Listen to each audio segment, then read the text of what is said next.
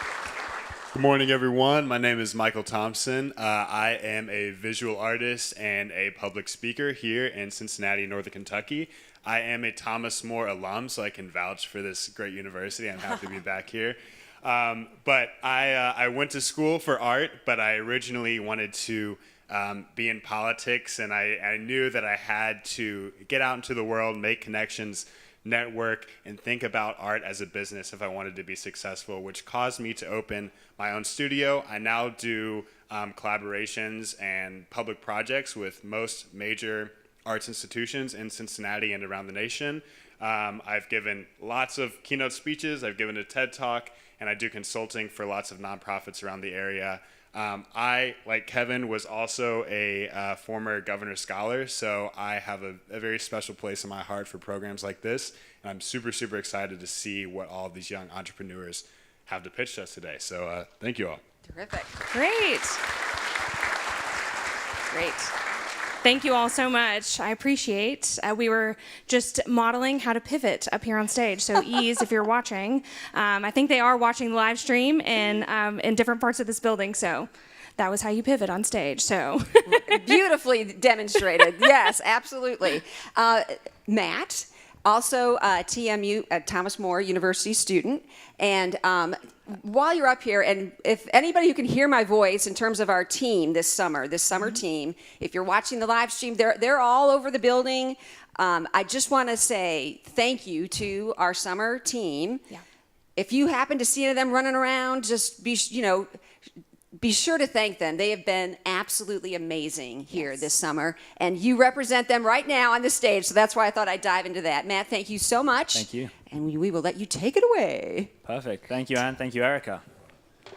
So, as I mentioned, I'm the team director here, so I've kind of had a day-to-day role. I've been in and out of their team rooms and seen them grow on their journey, and it's just been really special to see how far they've come. There's been highs, lows, late nights, early mornings, some last-minute pivots, as Erica just demonstrated, and most importantly, failures. And that's something that we as a program love to encourage. And I know that sounds really silly to say, but our motto here is failing without fear. And that's something that if they take absolutely nothing else away from this program, I really hope that that's something that we've managed to drum into their heads for the past 3 weeks. So I don't want to take too much of your time, but it's been really amazing, as I said, to see some of the pitches, some of the ideas, and the amazing concepts that they've come up with over the last 3 weeks. And on day one, if you'd have asked me or asked some of them, and I'm sure you'll see it today, to get up and speak in front of a group of 5 or 8 on the tables on the first day, they were terrified. They didn't want to do it. And now they said, I have no idea how I'm going to get up and speak in front of a room of 250 or 300 people. And it just really has been a privilege to see them come along that journey. So without further ado, I don't want to keep rambling on. So our first team of the day that I would love to introduce is Study.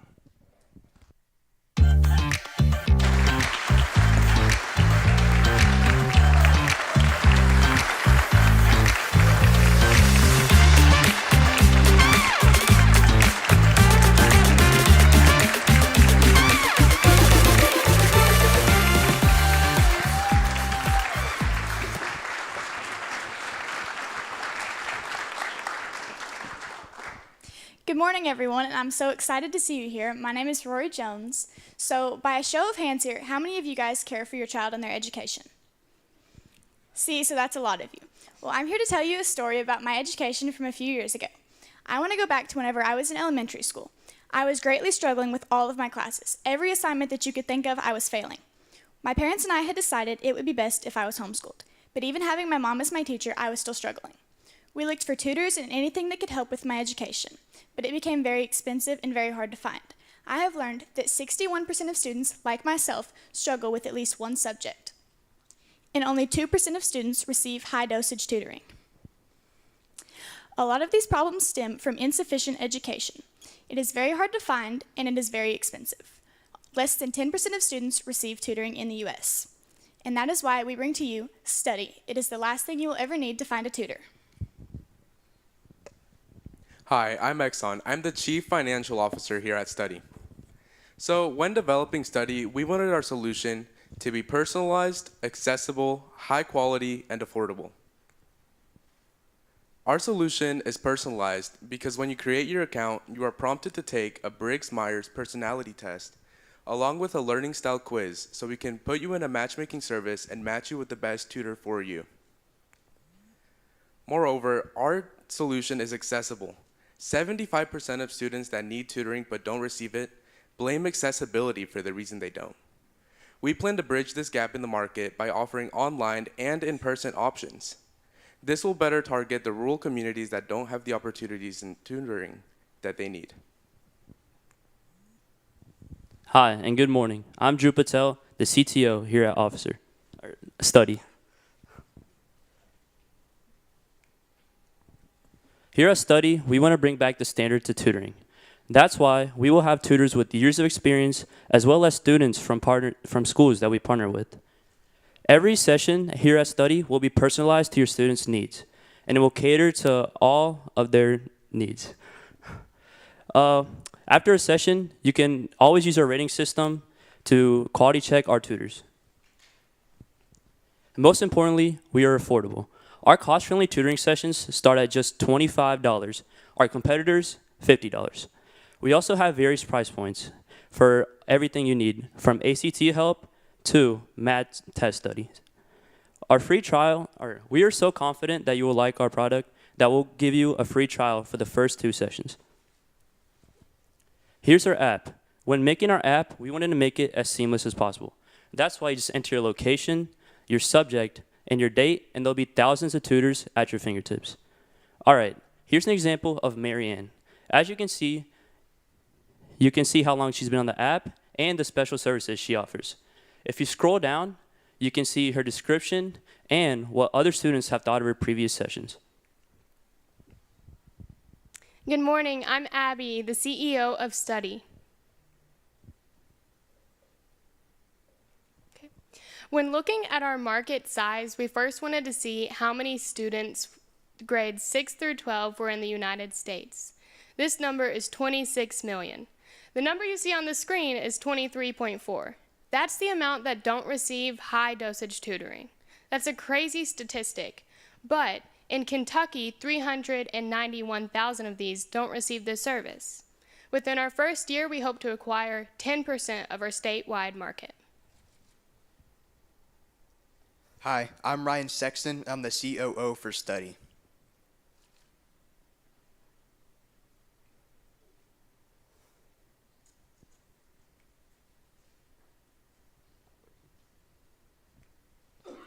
So looking at our marketing strategy, our first main point is referrals. We'll have a referral system on our app where for everybody that you send onto the app, you'll get $5 off a tutoring session. We'll also have social media accounts on Facebook and Instagram to target both of our audiences. We'll have billboards placed near busy highways and schools to draw anyone in who may be driving. And partnerships with local businesses is our big one because not only do they get to advertise on our platform, but we get money out of it to get started. It will also spread by word of mouth. Here are some examples of our accounts that we've made. The first one's on Facebook, which will target the parents of the kids who need the tutoring. We also have an account on Instagram to target the kids who are scrolling and might need tutoring. And you might be thinking, why pick Study and not our main competitors, Kumon or Varsity Tutors, who are a lot bigger than us? The reason why is because we offer a bigger variety of benefits, such as we're more personalized and catered towards the student's needs. We have various price points that fits anyone who needs it. We support local businesses, we get money out of it, and they get to advertise, and we're also community driven. Our pricing will start at $25 per hour session.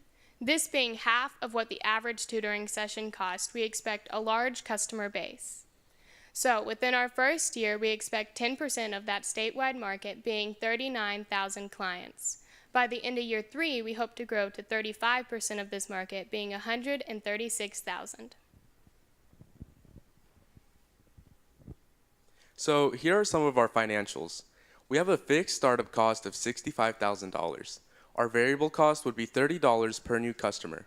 This covers the free trials and the referrals. Our profit would be $5 an hour per session each customer takes, and we would break even in 9 months.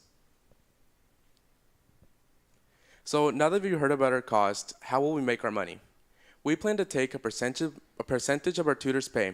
Similar to Airbnb, we'll be using this as an exchange for them using their platform.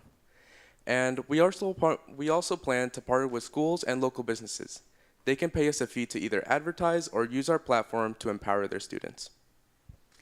Looking to the future of study, we plan to start a regional ambassador program that will allow us to have representation across the state. We also hope to one day have the opportunity to grow nationwide. In order to research our problem and its real-world effects, we surveyed teachers from around the state. One very recognized teacher, Miss Amy Harlan, was talking to us about the ESSER funds provided during the years of COVID. When these are used and no longer replenished, programs like after-school tutoring aren't offered. This deficit makes it the perfect time for us to enter the market. So everyone, take out your phone, scan that QR code, and follow us on Instagram. Be the change you want to see. Invest in study.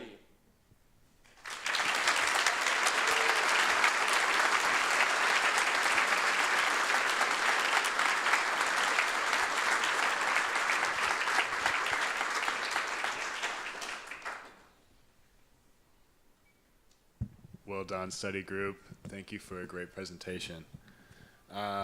So the first question that I have for you all is, you said that when you download the app, you'll take a Myers-Briggs personality test to kind of pair you with your ideal tutor. Do you feel that that is an adequate test to get you with somebody who is going to academically be able to help you as it is a personality test, or are there other ways which that could be streamlined to maybe get you with the ideal person for your specific skill set, or maybe the area that you're trying to study or be tutored in?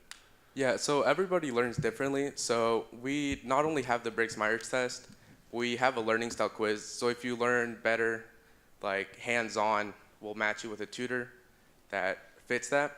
But if you are more like a lecture type person, we'll match you with that. Thank you. Great question. All right. I echo his comments. Well done. That was a really great presentation. When you think about workforce is a really big challenge right now, how do you think about getting the tutors on board for joining this app? And how is that pricing compared to your competitors? I know you showed the spread. It's about $5 per tutor, but how do you look at that? How much would the tutors make joining this app, and then how do you compare to those competitors? So when we really addressed this issue because we were like, we know the 5 of us aren't going to be enough to run an entire business. So our main goal is to, obviously through the Instagram and Facebook and signs, but just really through word of mouth, because I know several retired teachers and other very knowledgeable adults and young adults in my community. So I would really just reach out to them and ask them, especially if they're retired, they're always looking for something to do. So it's a way to make a little extra cash and really just do what they love. Yeah, so to add on to that, each tutor would be getting $20 at least per session. Each tutor can adjust how much they want to charge per session. So like if you have a PhD in teaching, you won't be paid the same as like a student just going in. Great, thank you.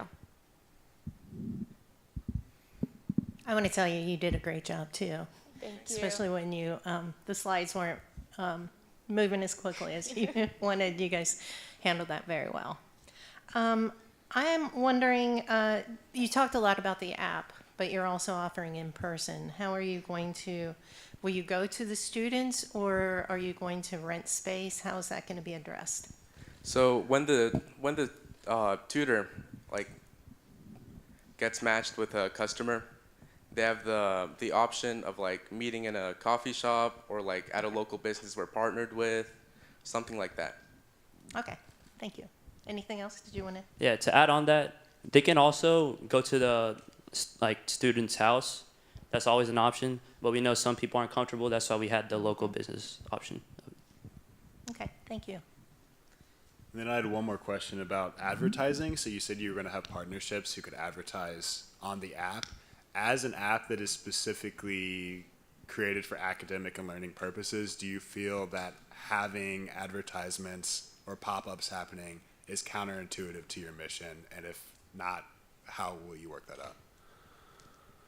So our partnerships would be with local businesses, so it wouldn't be like you're getting a Nike ad in the middle of your session. It'd be less like, it might be like a little ad at the bottom, something like that, instead of like pop-up ads or something. Okay. Does that answer your question? Yeah, I think so.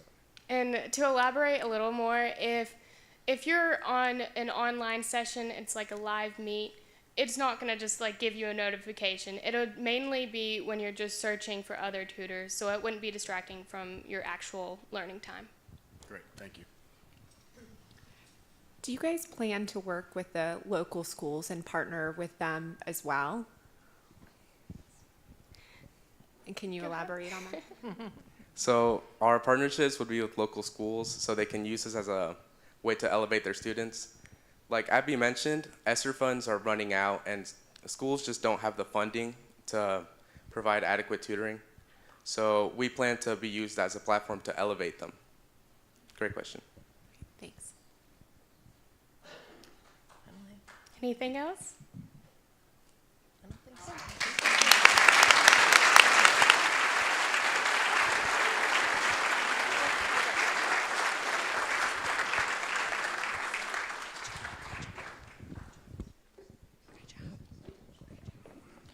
Wow, what a great way to start. Well done, guys. Getting up first is never easy. I know that's a tough one, and they absolutely smashed it, so well done again. Our next group, they have found a passion that I think many of you in this room will be able to resonate with and understand the complications that comes with the challenge that on the problem they have attempted to solve.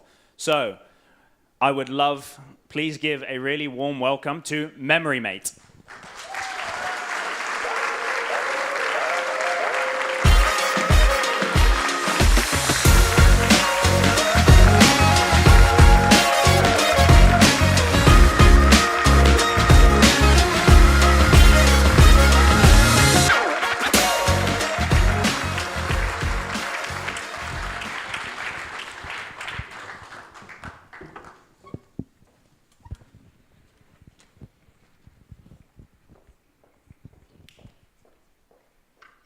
Growing up, nights at my grandma's were always priceless for me and my brother.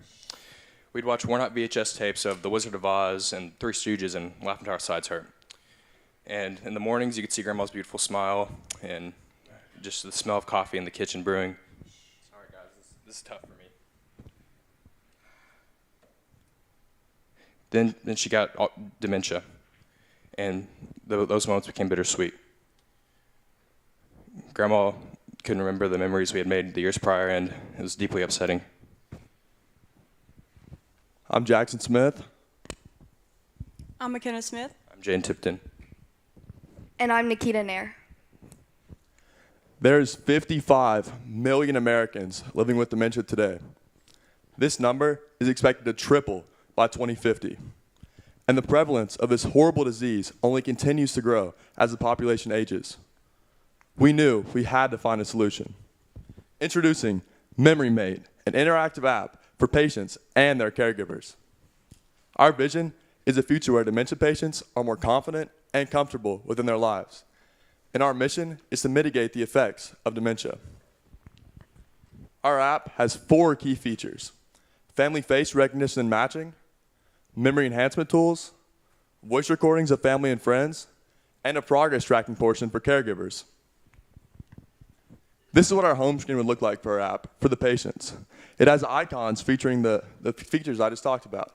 And the bottom here, it's a fact that is personally tailored to each specific patient.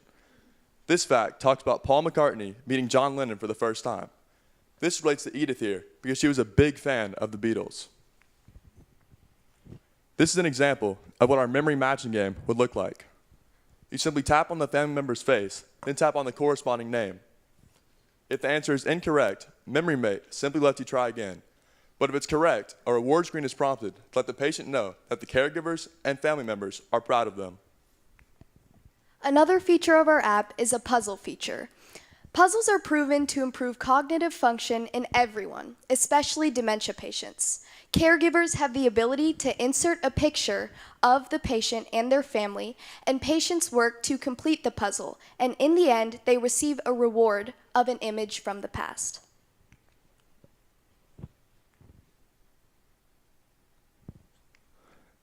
Next is our voice recording and storytelling feature. This feature allows family members to send in a story and have their dementia patient listen to it. Here's a short example of what that could sound like.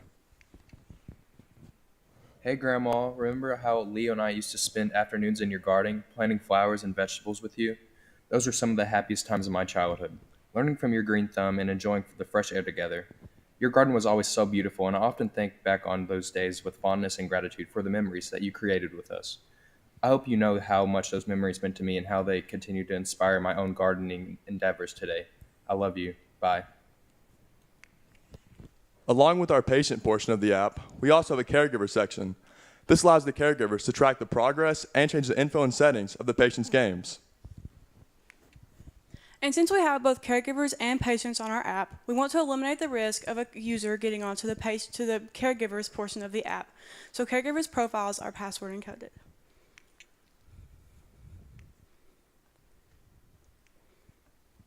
Next, when we created our logo, we knew we wanted something both appealing and meaningful.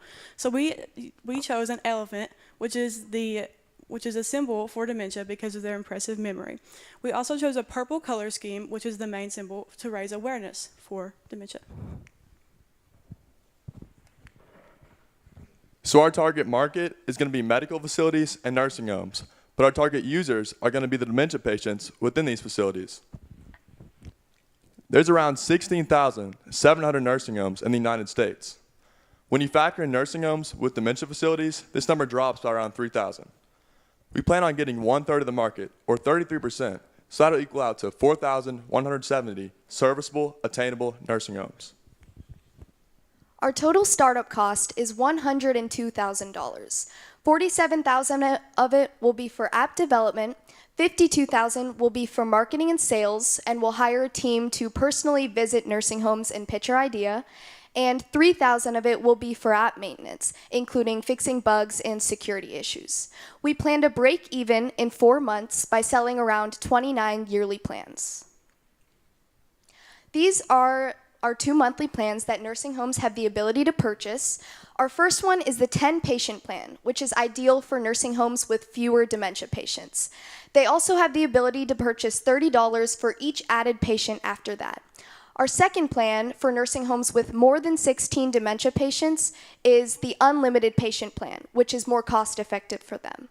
That is $450 per month for as many patients as they need. Moving on to competition, MemoryMate is the only one of its kind so far. The only comparable solutions are bingo, puzzles, and memory games. While all of these are accessible in a nursing home and they do improve hand-eye coordination, MemoryMate can be done as a solo activity, unlike bingo, and MemoryMate is the only one that is easy to monitor by a caregiver, and it's adaptable and personal. For our business-to-business model, we're going to be targeting nursing homes, care facilities, and assisted living centers because of how likely they are to buy our product rather than the single family buying the product for their patient. And for our sales plan, we're going to be digital marketing, like through LinkedIn and Facebook, so the healthcare professionals can like view our product and maybe they might want to buy it. For community engagement, we're going to be partnering with the AFA, the Alzheimer's Federation. They have millions of followers, so that would broaden our horizon. And for word of mouth, we're going to be getting the healthcare professionals to maybe vouch for us if they deem our product effective, and so that would be a great way to get our product out through the nursing home sector. In order to conduct research, our team created a survey. In our survey, everyone had many different insights of how to fix our problem. However, there was one thing that everyone agreed on. 100% of the people that took our survey agreed that there needs to be more resources for dementia patients in the world. One woman that was extremely helpful for us in our research was Miss Susie Hollinger. Her mother had Alzheimer's, which is an extremely common form of dementia. She took care of her mother for many years in her own home before transferring her to a care facility. While we were talking to her, we were able to understand how MemoryMate may be perceived inside of a care facility by patients, workers, and their family members. She believes that MemoryMate would be a positive asset everywhere.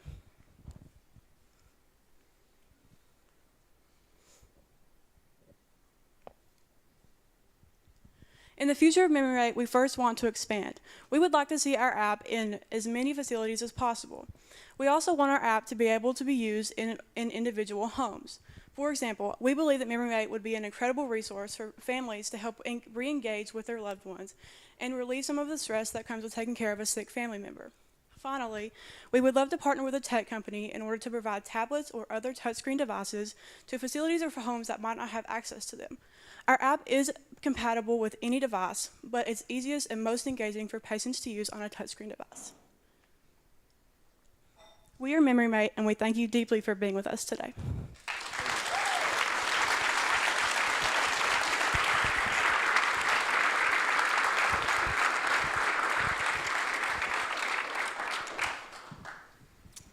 Awesome presentation, y'all. I love the hype coming in too. That was great.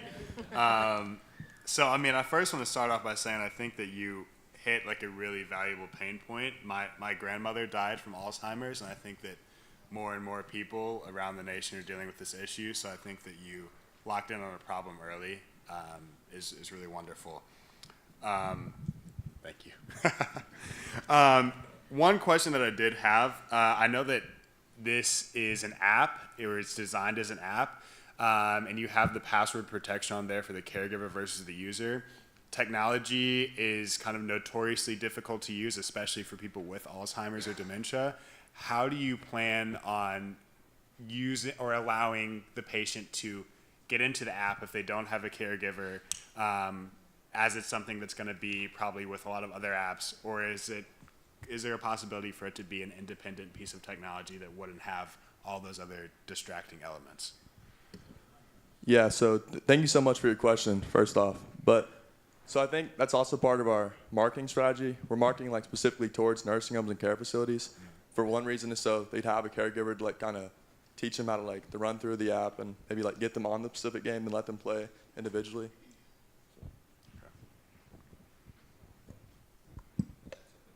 And the purpose of our app is for caregivers to use, and I mean, not for the caregivers to use, but the caregivers are the ones getting the app ready for the patients. We wouldn't want the patients to get frustrated, and we want to make it as easy as possible for the patients to access the app so that logging in and getting the games ready is a job for the caregivers. Okay, so there'll always be a caregiver who's logging you in before. Yeah, that's what. Thank you.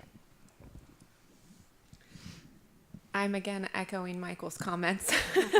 I also had a grandmother who died of dementia, and so this really hit. And thanks for sharing your story. I know that's difficult up on stage, so thank you for sharing that. And what an incredible opportunity to share with our loved ones. I had a couple questions about if you guys had talked to anybody in the caregiving space to understand if they felt like they would have the ability to use this app with someone that they're caregiving for, the time it takes, and just the usability. I know you talked about a survey, but can you share a little bit more about that? Yeah, so thank you for your question. We didn't include a lot of the research that we found in our survey, but a lot of workers that we reached out to, they did believe that this would be very helpful. And eventually, like we touched on earlier, we would love to make it a little bit easier for patients to use on their own, but caregivers believe that it would be a great way for patients to kind of have a little bit more of independence while they're in a nursing home. Okay, thank you. Awesome presentation. Thank you for sharing your story again. Also, your logo, love it. Thank you. That's amazing. I had a couple of questions. The first question is, I know you guys are looking at the nursing home facilities, but have you thought about the people who maybe are still living at home by themselves and are showing the first signs of dementia? Yes, ma'am. Thank you for your question. So for the first year or so, we were planning on just marketing towards care facilities and nursing homes for the sole purpose of we believe it'd be easier to sell to them. But then after, we had more word of mouth and more like people talking about our product, then we were going to come out with an individual use, and the price would obviously be cheaper for them. Awesome. Anything? I have one more question. If you guys are. Yeah, Okay. I have one more short one too. Okay. All right. And then one other thing, since you're talking about memories and things like that, music plays a very strong part in our memories. Have you thought about a music component? Oh yeah, music therapy helps a lot. So whenever I'm with my grandma, all right, and we listen to like Elvis Presley because she loves Elvis. she starts dancing, she starts singing, and it just makes me so enjoyed. I love it. That was an amazing question. Thank you. And then my last question is, do you have any plans on how you will like monitor, track analytics on how effective your app is? Obviously, you showed kind of other comparative resources that have done similar things. And I know that, dementia is a very ambiguous thing to kind of figure out. But how do you plan on, I guess, selling this to nursing homes, and how can you plan on saying whether it's effective or not? So one key difference we have from the competition would be the progress tracking portion, and that could also help with tracking analytics. So you can see if they're like, as they play it, if they improve on like the matching game, for example, if they like improve on getting the family members' names and faces right on their like first try. Okay. And track other progress on that section as well. Great. Thank you.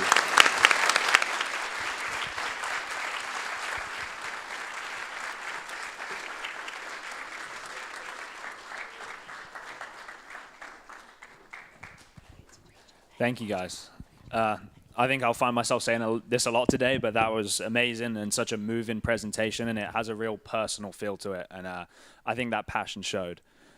So next up, we have a team that has solved a problem that most of you in this room, it affects you without even knowing it. And it's a really interesting solution.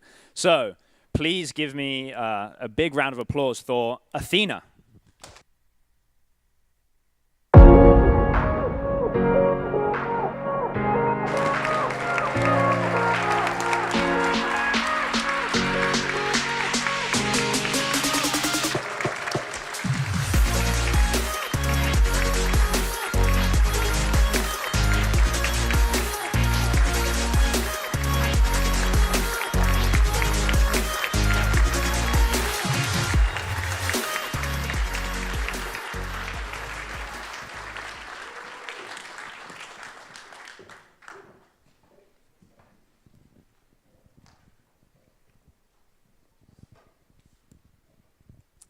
Welcome, everyone, and good morning.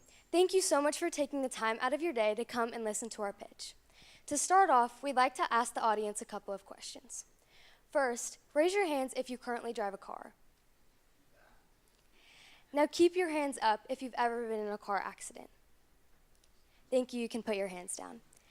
As you can see, numerous people are in the same position, and if you had your hand up, you're not in the minority. Over 6 million car accidents happen in the United States per year. In addition, women are 73% more likely to be injured in a car crash and 17% more likely to die in a car crash. This isn't just a coincidence. This is simply because cars are designed for and safer for men than they are for women. This is Maria Weston Kuhn. She was just living her life, driving with her mother, brother, and father. And then suddenly, the four of them were in a head-on collision. Her father and brother were fine, save for a few scratches and bruises. Her mother and herself, on the other hand, were severely injured. Maria even had to take an entire semester off of college when her small intestine ruptured due to her seatbelt, which was designed to sit on the male pelvis, sliding up, hitting her in the stomach instead. Based on this information, it's obvious that there's a lack of female testing in car safety. This is a serious issue. Almost half of our population is female. Why are we putting them at risk? So, our team couldn't choose any other problem to solve other than the lack of female representation in car crash safety testing. Car companies base their safety features based off of data collected from car crash dummy testing. If a dummy gets injured, then seating features such as Seating and airbags are adjusted to fit that. Currently, there is in fact a female dummy created by the brand Humanetics. However, listen to this. It does not have accurate female proportions. It's simply a scaled down version of the male dummy that's 4'11 and 108 pounds. Let me say that again for you. 4'11 and 108 pounds. That might as well be a child. In fact, only 5% of women are this small. In contrast, male dummies have accurate male proportions and various weights that can be bought. This discrepancy means that we are putting our mothers, daughters, and grandmothers at risk. Our team wanted to make driving a safer experience for women. I'm Cashton. I'm Ananya. I'm Rocco. I'm Summer. And I'm Molly. And together, we created Athena car crash dummies, putting safety into gear. Here at Athena, our mission is to create a dummy that is representative of all sizes, shapes, and genders so that car companies can more safely test their cars. Our dummies are inclusive of everybody and will even include removable and replaceable organs made out of silicone so that all parts of the body are represented during testing. In order for our dummies to accurately represent the population of people who drive, they have been designed with adjustable limbs and torso so that the size of the dummy can be changed. It's representative of both genders so that both males and females can feel safer in the driver's seat. And like I said before, our dummies can even be ordered with removable and replaceable silicone organs so that all parts of the body can be tested. The skeleton of our dummies is going to be made from steel. To facilitate the ability to change the dummy's size, a rack and worm gear system similar to the mechanism found in your car's steering and windows will be applied to the limbs. The system allows for precise adjustments while preventing unintentional size changes from external forces. To adjust the dummy's size and weight, inserts made from ballistic gel can be placed onto the dummy's body. Ballistic gel accurately represents how flesh deforms and breaks and can be melted and reformed to increase its reusability. And as stated, artificial organs can be installed in addition to the dummy's typical sensor suite. These artificial organs can help indicate to car manufacturers where organ damage might potentially occur when a more rigid dummy might not be able to do so. Effective marketing is essential to every business. Our customers are car companies, and we found that 88% of car company employees are male. No wonder females aren't accurately represented in car crash safety testing. Additionally, we found that what appeals to males are technical aspects of products and visual demonstration videos. So, we will have a strong online presence with videos and articles portraying the technological finesse of our dummies. We will also attend workshops and webinars to expand our network and hire a sales representative to further help with our marketing. Athena will also have a website where car companies can purchase our dummies. It features sleek designs and simple navigation, so our dummies can be easily ordered and shipped to all around the country. Let's talk about the dummy market in general. Currently, around $101 million are spent on car crash dummies each year. However, since we are working on developing a high-end car crash dummy, we had to research this aspect as well. Around $26 million are spent on high-end car crash dummies each year, and we believe we could obtain at least 20% of this market, which is around $5 million per year. To get this business off the ground, we will be pursuing government and innovation research grants. Various organizations are willing to provide funding for individuals and groups who aim to provide innovative solutions to key issues. Once we've started, we'll be sustaining the business by selling our dummies to car companies. Our fixed costs amount to about $3.4 million. Our variable costs amount to about $251,000 per dummy. This accounts for all the materials needed to make the dummies. We plan to sell our dummies for $1 million. Our competitor, Humanetics, sells their dummies for over $1.2 million. This is about $200,000 more than what we sell our dummies for, and as you can see, our dummies are the better value. We need to sell about 5 dummies to break even. Assuming that each car company buys 1 female dummy and 1 male dummy, then we need to sell to at least 3 car companies in order to break even. Each dummy takes about 6 months to manufacture, so we have estimated that it'll take us about 8 to 12 months to break even. During our competitive analysis, we found that we only have one competitor, Humanetics. They are currently working on designing elderly and obese dummies. However, they don't value female dummies or organs in our dummies. In addition, during our competitive analysis, they highly admired our product. We vastly differ from our competition as we are much more versatile and accurate, allowing for adjustable proportions and organs in the dummies. As for our customers, we contacted representatives from car companies Ford and Chevy, and they said that they would be very likely to purchase our dummies. In fact, a representative from Ford, a software engineer, even agreed that the current dummies are outdated and not representative of the general population. Additionally, car companies can utilize the fact that they use our dummies as marketing towards women and parents who have daughters who are about to drive. So what's next? Well, we plan to expand our industry internationally, starting in Beijing, China.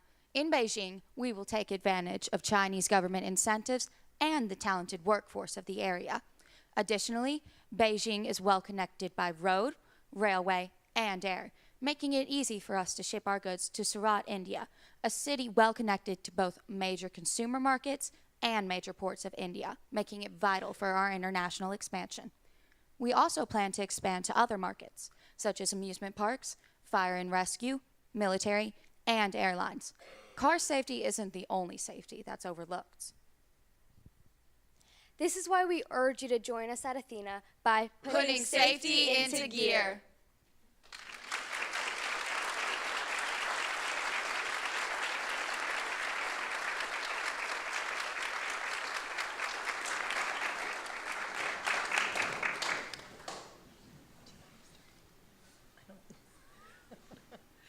All right, I'll start this time. Great presentation. You know, I didn't even know that this was a problem. So this was something that was brought to my attention. I felt like you guys really educated us on the market currently and a problem that exists. I work at Duke Energy. We're all about safety. Safety we talk about in every meeting that we do. And so this also rang true to representation of all of our communities now, and especially different car companies, I would think looking towards implementing that in the work that they do. So thank you, and great presentation. I had a question, and this is kind of a unique one, but compared to your dummy that you're making, are the dummies now, they are just standard, you cannot change them out? I don't know much about that landscape, so can you help me understand what that looks like? Yes, so the current dummies, they are reusable, but they don't allow for adjustable heights, so they're just kind of think of like an enlarged doll made out of silicone on the outside. They're just standard, and they have a 50th percentile male and as well as a 95th percentile male. But for the female dummies, all they have is the 5th percentile male, which, as we mentioned, is 4'11" and 108 pounds, representing less than 5% of the female population. So it really doesn't accurately represent any females in the United States for car crash testing. So according to that, cars are based off of males rather than females. Okay, thank you. And just one other quick question. For the dummies, how many different ways can they be maneuvered to meet those different standards for the different populations? Well, thank you for your question. And well, we use the rack and worm gear system. You can move their legs and their arms to adjust the length of the limbs. And using our ballistic gel inserts, you can put it inside the dummy to increase the weight or decrease the weight as you see fit. Okay, thank you. Very, very well put together presentation. Congratulations. You guys covered a lot of information in this and a very thoughtful approach to this problem. And I'm assuming when you talk about the adjustability of the dummies, you're also thinking about pregnant women as well. So that is a huge problem for this market. I don't really have any questions because you guys did such a good job in your presentation.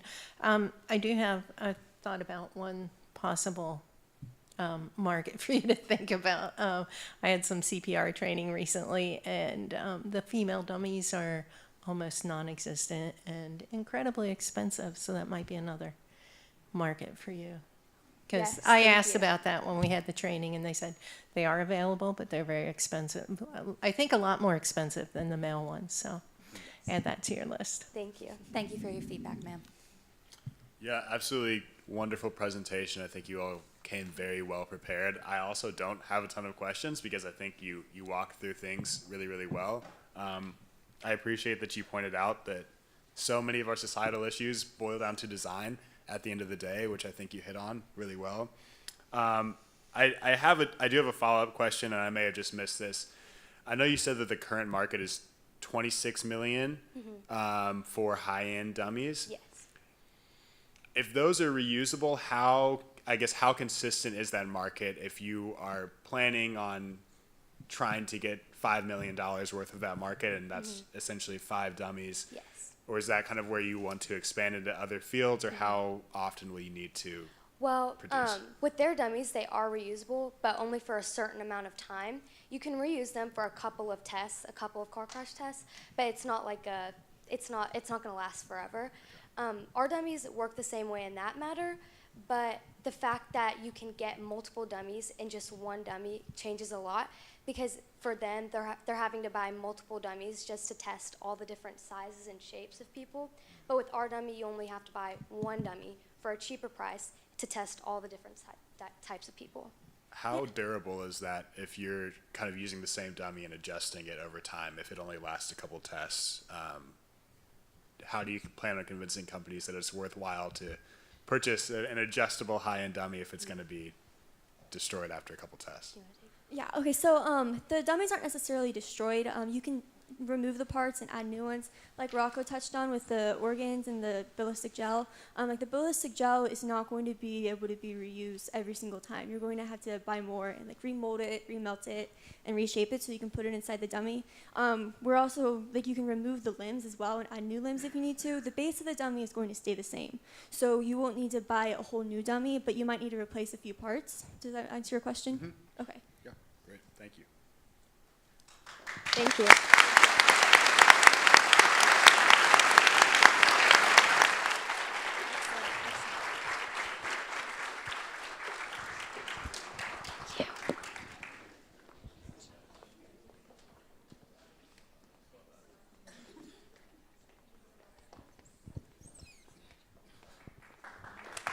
Yeah, big round of applause. So many innovative solutions have come out of this program. It amazes me every day. Every day I walked into a different room and heard something new that I had never even thought of. It's truly amazing. And the next group is no different. More innovative solutions, and I'm sure has affected you, all of you, at some point. So please welcome to the stage the Cool Car Seat Company.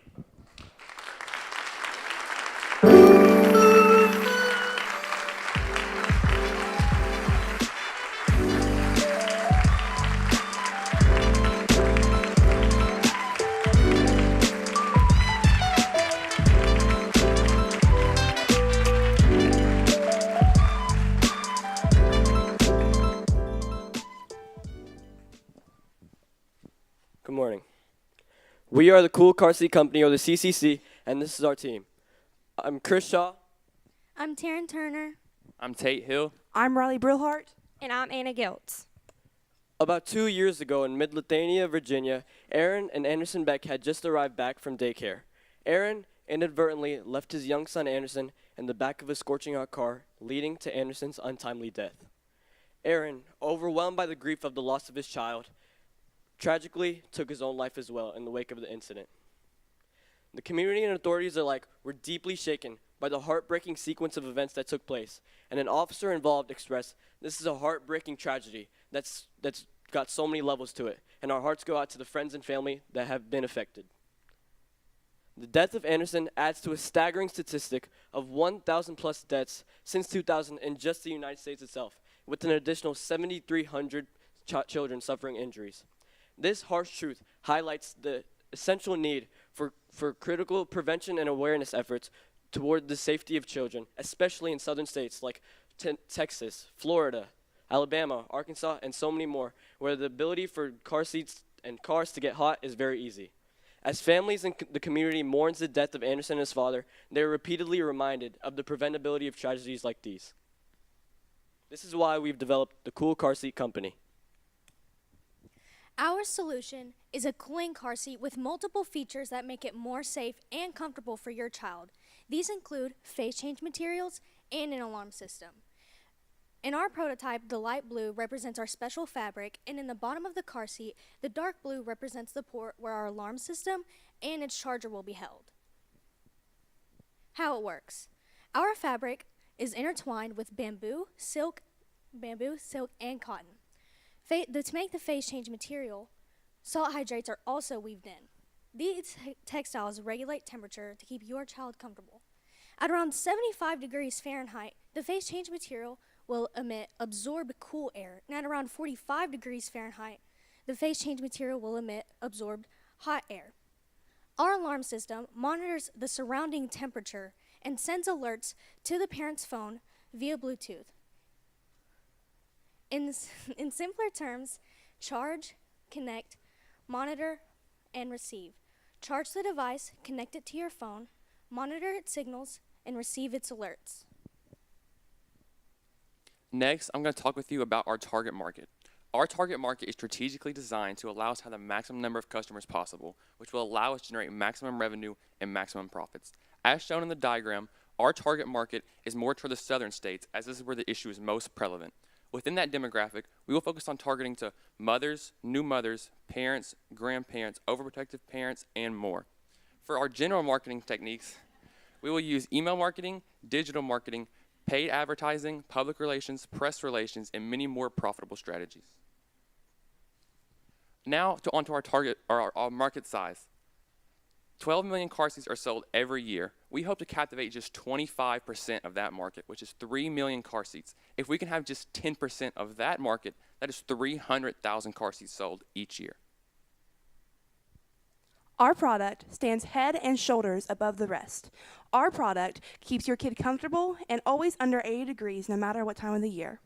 Next, we also use eco-friendly fabric materials. Next, and above all else, our product sends out alerts via Bluetooth. To add on to our competition, our car seat is also portable. Newer cars have new technology that are for this problem, but ours, if you want an old car or if you want to just take your kid out in the stroller for the festival or the park, you can do that. It'll keep your child cool, and it will send you alerts for if it's too hot or too cold. Other products require a lot of forethought. Have you put the frozen pad into the freezer? Did you take it out of the freezer? Did you even put it in your car seat to begin with? Our product is stress-free, worry-free, uses all natural materials, and we promise to keep your kid comfortable year-round. Next is our pricing. We use many variables to come up with our prices. First, our car seat manufacturing cost, then our phase change material cost, our alarm system, and our thermal system cost. Using all these commodities, it will cost $180 to create our product. We will sell our product for $310, and our retail markup cost or our profit margin will be $130. The material we use to make our product is called phase change material cost. It will cost us $60 to use this material, and it is $15 per square foot, and we will use 4 of these pieces of these materials to make our car seat. Next is our financials. It will cost $90,000 for our fixed cost and $544,000 for our variable cost. Together, this is $634,000. Based on this information, it would take us 4 to 6 months to break even, and we will need to sell 4,877 car seats. The channels we chose to use are Walmart, Target, Babies R Us, and Carter's. Stores like Babies R Us and Carter's are perfect for us because our target market shops at places like these geared towards baby products. We will also have a website called coolcarseatcompany.com where we sell our product. Just like other websites, we will charge a delivery fee. Lastly, our product is perfect gift for baby showers and events like these. Our products will be in stores all across the U.S. Next, we'll focus on pets. 2,000 animal deaths are caused yearly by the pet being left in hot cars and dying of heat stroke. Our product will be going into pet beds to help them stay cool during the summer and warm during the winter. After that, we plan to move on to full car cooling and the full car seat covers. Our phase-changing fabrics will go into the fabric interior of your car to keep you cool all summer long. We're even very excited to share that we've gained public and customer traction. This is Palak Shasatunga, a CEO and founder of Conscious Paper, which is also a sustainability company. To summary, she shared that as a mother of two, the main reason that she would choose our car seat over the others is her concern about the heat. A cooling car seat would be groundbreaking, not just for her, but for families everywhere. And now we're going to close off. But if our presentation hasn't convinced you yet, maybe this will.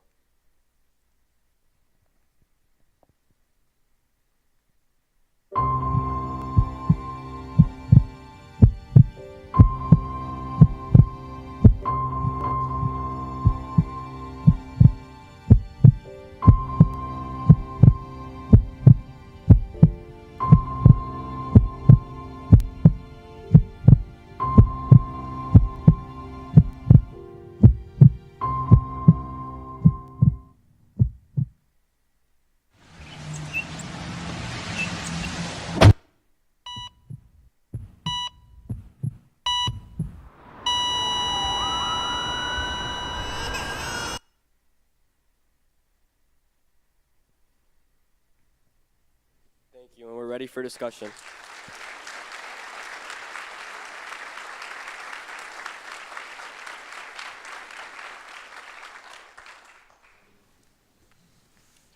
Well done, everyone. I think anytime you cater to parents, you're doing a pretty good job with your marketing. So my main question is, I wanted to know kind of what other car seats are going for, I guess, and who your main competitors are.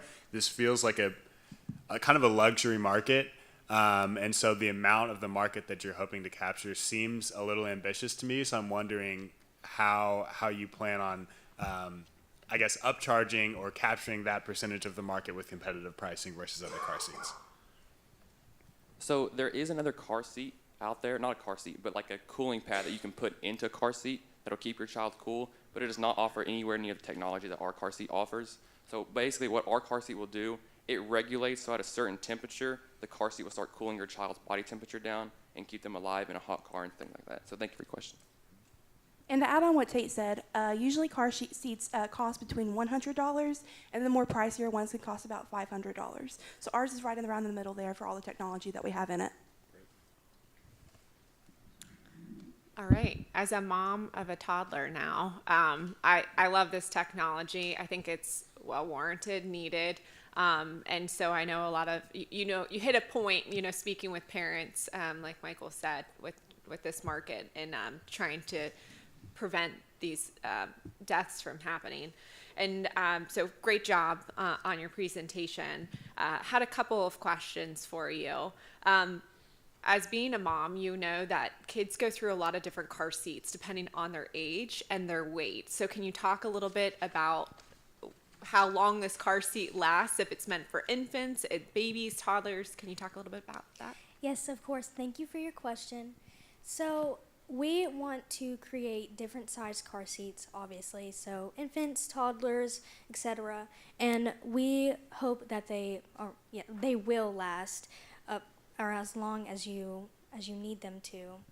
And we wanted to create a process where once you're done with the car seat, you can go back or if there's anything that's wrong with it, you can take it back to our manufacturing place and you can upcycle it. So we want to fix a car seat and bring it back to you or give it to someone else, and you will get paid for that, for the upcycle. And to add on to that, we've talked to many potential customers, such as the CEO and founder of Conscious Paper, as we showed, and another person that have children under the age of 5. So our main market is geared towards parents with children with kids under the age of 5. Okay, thank you. And one other quick question for the technology. How does the cooling technology work? Are there sensors within to prevent a child from getting too cold or too cool, knowing that our body temperatures and the regulation of them can be very sensitive? Okay. Again, thank you for your question. So the phase change material, it's there's a lot of science behind it, but it's natural. There's not really any technology in the fabric itself. The compounds will melt and freeze as the temperature fluctuates to ensure that it will keep your child cool. Okay, thank you. Of course. So, really good presentation. Thank you all. It's been a long time since I've needed a car seat. My kids are quite a bit older now. And I know the technology, I'm amazed by the things I see that they have for kids now. I was wondering, you mentioned the upcycling. I was wondering if that was, you thought about using that to capture another market, the market of parents who want this technology but can't afford a $300 car seat. So if you want to speak to that. Yes, thank you for your question. So we want to upcycle, and it will be cheaper, of course, because it was used beforehand, but again, it will work the same, it will be tested the same, we'll make sure that it works the same, but of course, since it's used, it will be less.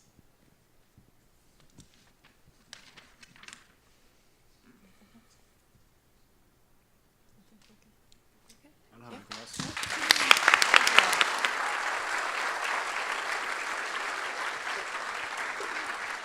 Great job.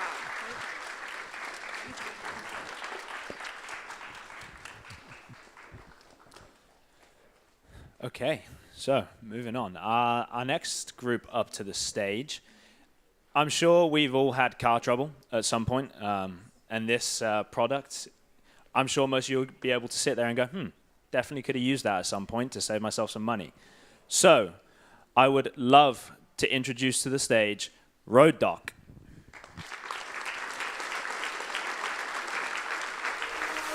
Thank you.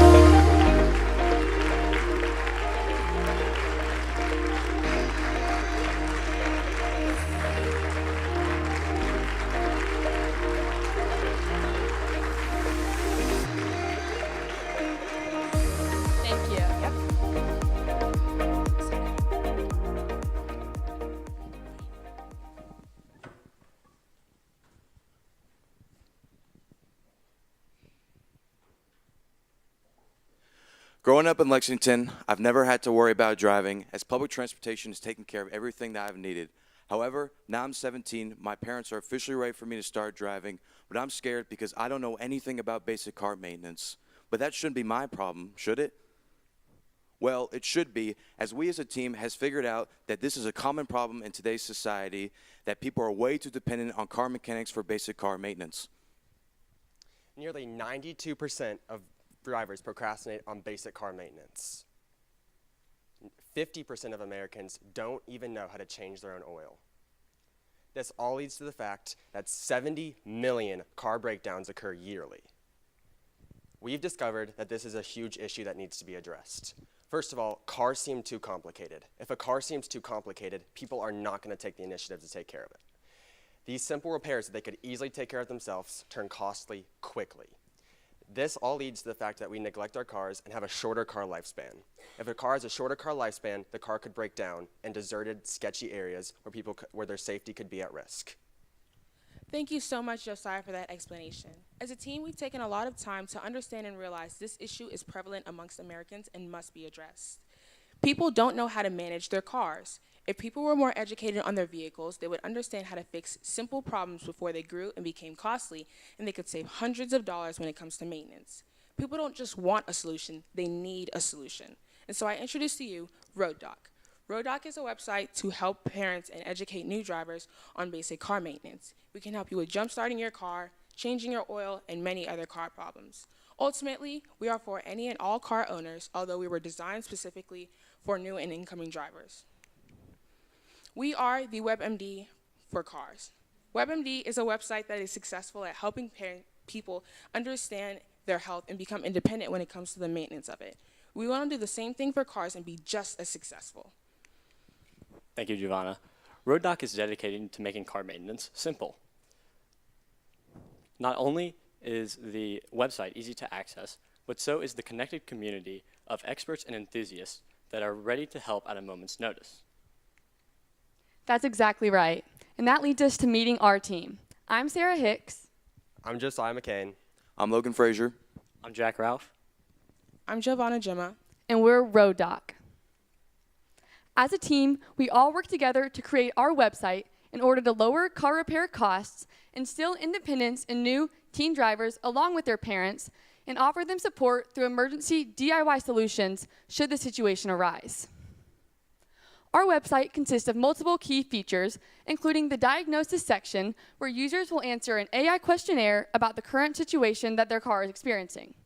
Along with this, they will be provided a how-to video from a quality car professional, which will give them step-by-step instructions on how to target the issue they're currently experiencing. Along with this, they will be provided with a manual that's specific to their car, make, model, and year. Not only this, we will offer a networking section where they will be able to connect online and interact with car enthusiasts and lovers by asking and answering any questions they might have. If you're still struggling with fixing the issue after talking to a professional online, watching a video, and reading your manual, you will be able to get on the phone with a car specialist who should be able to walk you step by step through the process on how to target the specific issue. And lastly, if you still need some help, we will be able to refer you to a local car mechanic in your area who undoubtedly will be able to solve this issue for you. This referral system will be made possible through our true customer reviews and ratings, where you will be able to see how other customers felt about the mechanics that they were referred to and see who in your area is the most trusted.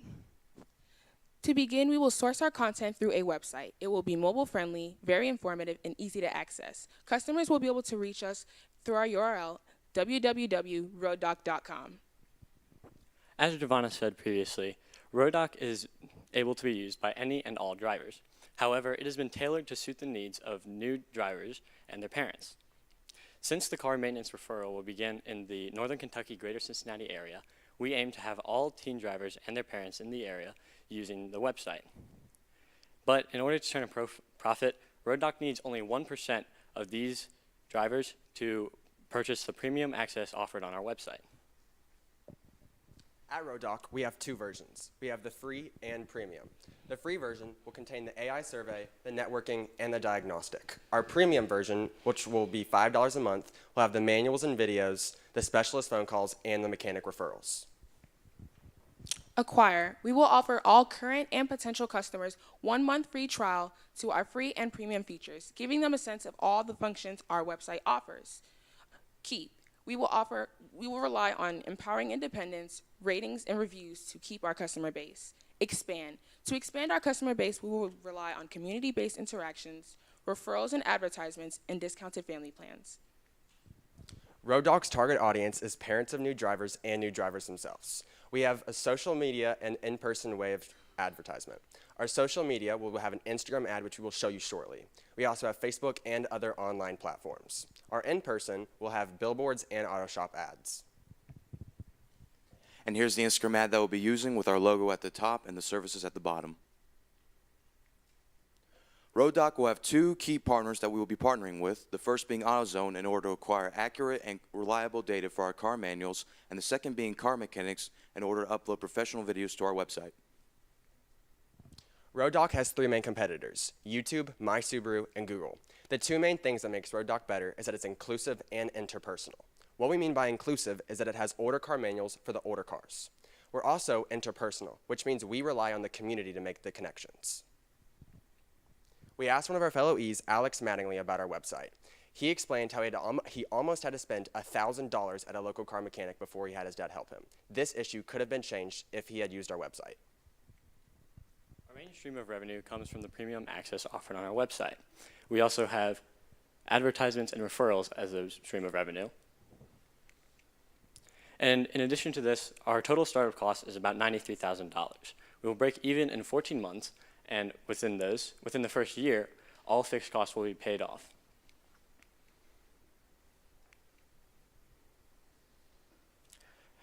As you can see, at the end of year 1, we will have only a fraction of the variable costs remain. And by the end of year 3, we will have sales over $350,000 and profits of over $260,000.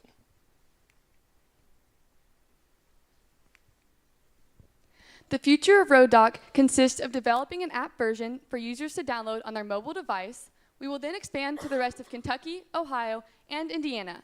And after breaking even in year 2, we are super excited to expand to the rest of the United States. Road Doc. It's simple.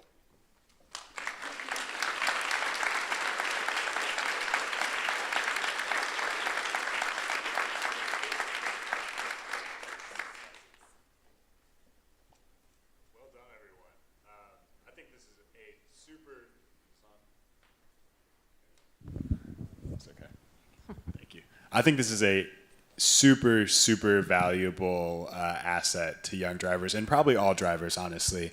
I know many people who don't know how to change their oil or probably even their windshield wiper fluid. So this will be really helpful.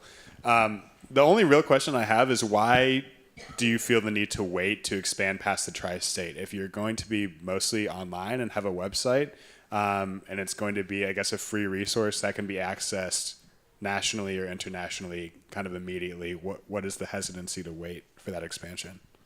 That's a good question. So the main reason we're starting and then in the Northern Kentucky, Greater Cincinnati area, and then expanding is because of the auto shop maintenance referral.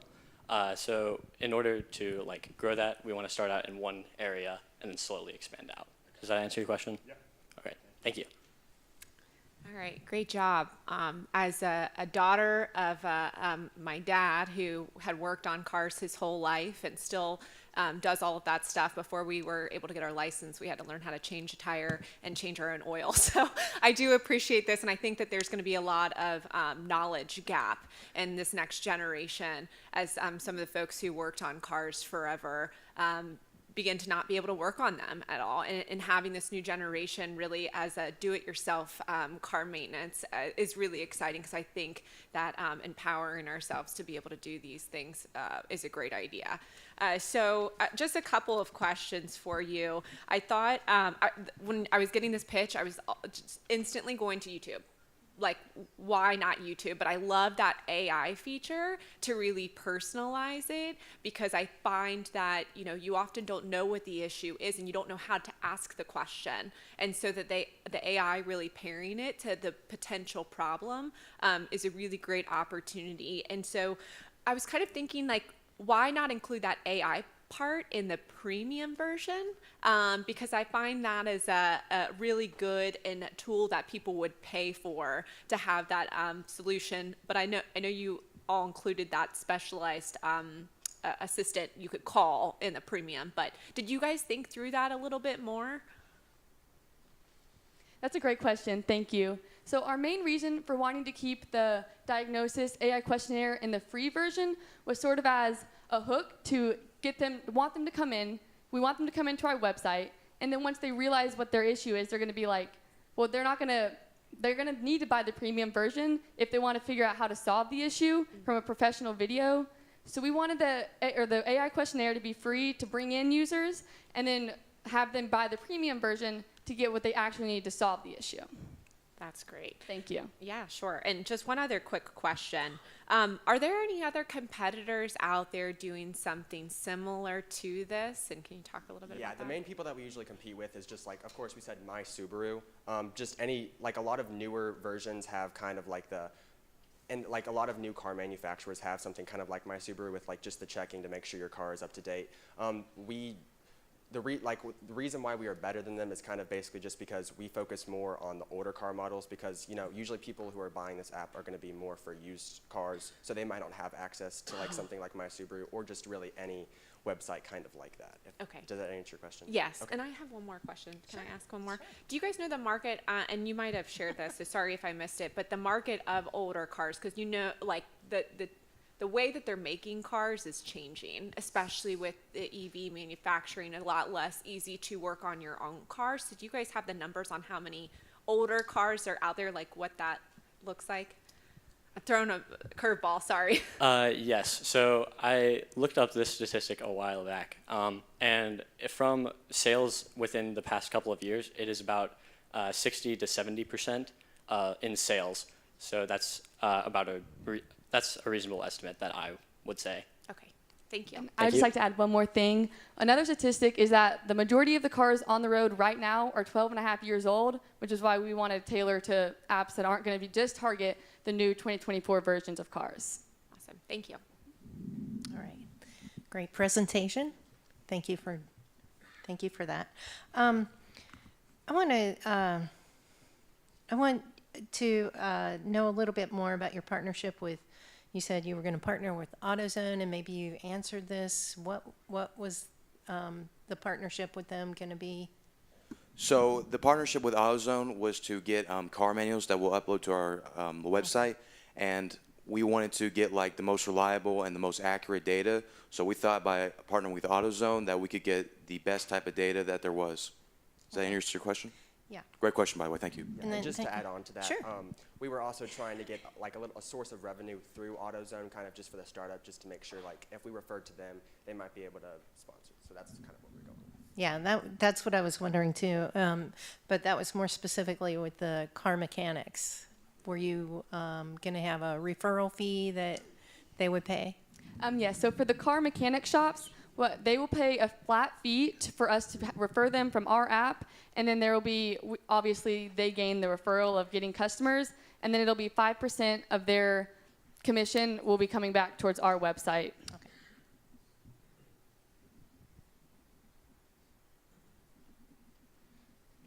I think that's it. Thank you. Thank you so much.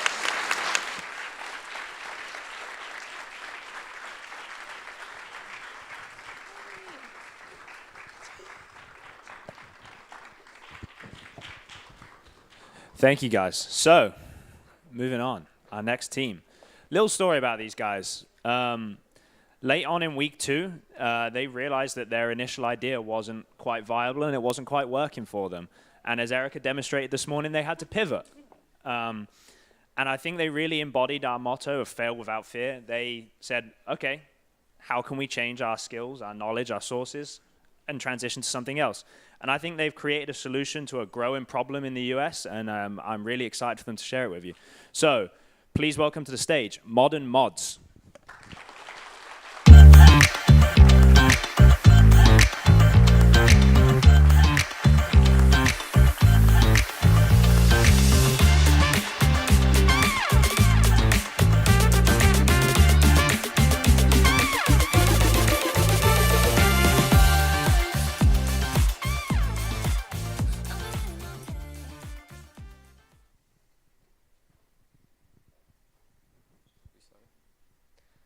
Welcome to our pitch. I'm Sean, that's Teban, that's Priya, Charlotte, and Ellery. Imagine your children in 20 years leaning on your shoulder to buy a home. No matter how many hours they work, they can still not afford a down payment. Here's a quote from CNN 2024. Americans are living through the toughest housing market in a generation, and for some young people, the quintessential dream of owning a home is slipping away. 63% of low-income renters do not have affordable housing in their market. 45% of renters do not want but cannot afford a home. And the average house price in 2023 was $412,000. The housing shortage is a huge issue, and when a problem arises, so do solutions. However, today's current solutions are not making enough of a dent. These affordable solutions include fixer-upper homes, which are old, require too much knowledge, and take a lot of risk. Second are mobile homes. These have a bunch of stigma of trailer park living. And third, tiny homes. Although these were a fad many years ago, they are far too tiny and people are wanting more. That's where we introduce our solution, Modern Mods. We create modular homes, which are prefabricated homes made from sections called modules. With our customizable pieces made to the customer's needs that we build, that makes us the IKEA of homes. Above is pictured what most people think when they think modular home. This is a home from the 80s. It has metal walls, not fantastic quality, and not incredibly aesthetically pleasing. However, modular homes have improved in the past 10 years. They are far more beautiful in what people envision when they think traditional home. They have better security and quality, and these homes are ending the stigma and creating a new, affordable solution. We have created a simple 4-step plan for our customers to get their new home. Step 1, land. Step 2, design. Step 3, construction. And Step 4, inspection. Step 1 with land. 85% of our customers already own land when they come to us, but the extra 15% do not, which is why we offer specialized land services to help them find the right plot for their new home. Step 2, design. Step 2, design. Customers will come into our offices, they will meet with professionals, and will be selected from an array of designs with high-tech modifications. Step 3, construction. Preparation for foundation and plumbing. We pair with our local utility companies to ensure the job is done right and everything is up to code. And finally, Step 4, inspection. Our customers will move in and the final inspection takes place. Then we talk with our customers about warranty plans to ensure their home is safe and sound for their families. We did a small survey asking customers what they want most out of homes like these. Here are some of our top items. No more renting. Customers no longer wanted to rent for a landlord. Independent living. Customers also no longer wanted to have roommates. Number 3, minimal footprint. Our homes are very eco-friendly and require a lot less machinery than an average stick-built home. And close to nature. Our homes are very easily movable and are easily transportable to very rural spots. So our customers do not appear out of thin air, and that's why we have a marketing and sales plan that is 2 steps. So our first step is to market. We want to have advertisements and billboards, social media, and a website. All of this stuff will include how cost-effective our homes are, how customizable they are, and how efficient the process is. Second, we need to make the sale. So in each county, we're going to have one model home office. We're starting in Warren County, Kentucky, which is located in the Bowling Green area. And in this office, we're going to have sales consultants, and we're going to make the house half base without any customization, and then we're going to customize the house on the other side. And that'll allow customers to truly see what we do. And as I said earlier, in each county, we're going to have one of these, and there'll be an open house on every weekend for customers to come tour. When it came to making our company, we wanted to look at our competition and make sure we're beating them. We analyzed 5 main key points, and we want to make sure our homes can be transported. We want to make sure that we can help our customers find land. We want to make sure that land process is quick and easy. We want to make sure that our homes look good. We want to make sure our technology is modern.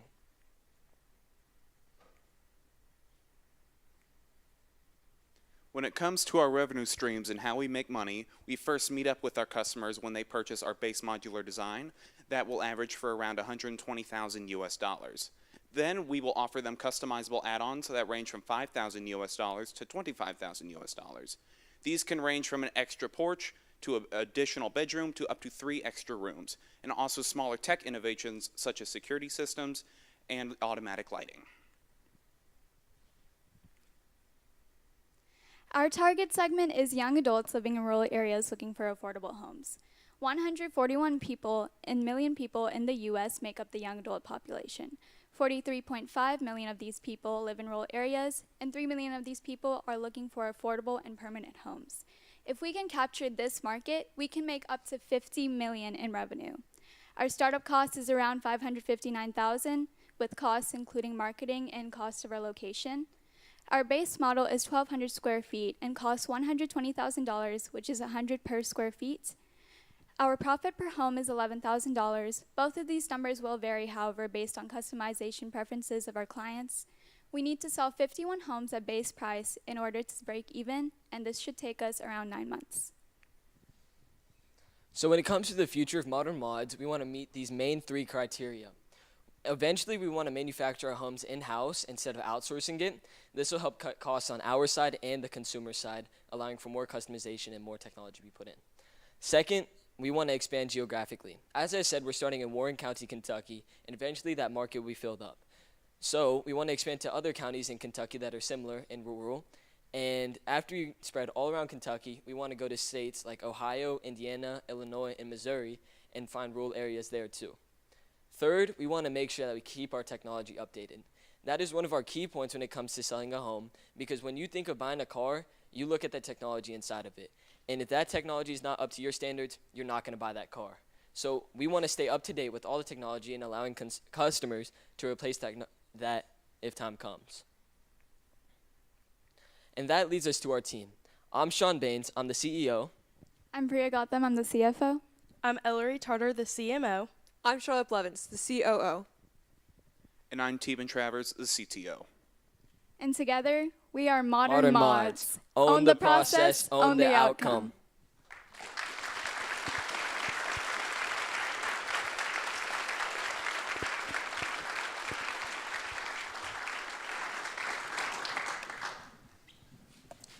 Beautiful presentation, everyone. Thank you. So I love the idea of giving affordable housing and customization in the process. I had a question about the square footage of your base option. So I know you said the median price of homes right now is $412,000, and your base model is $120,000.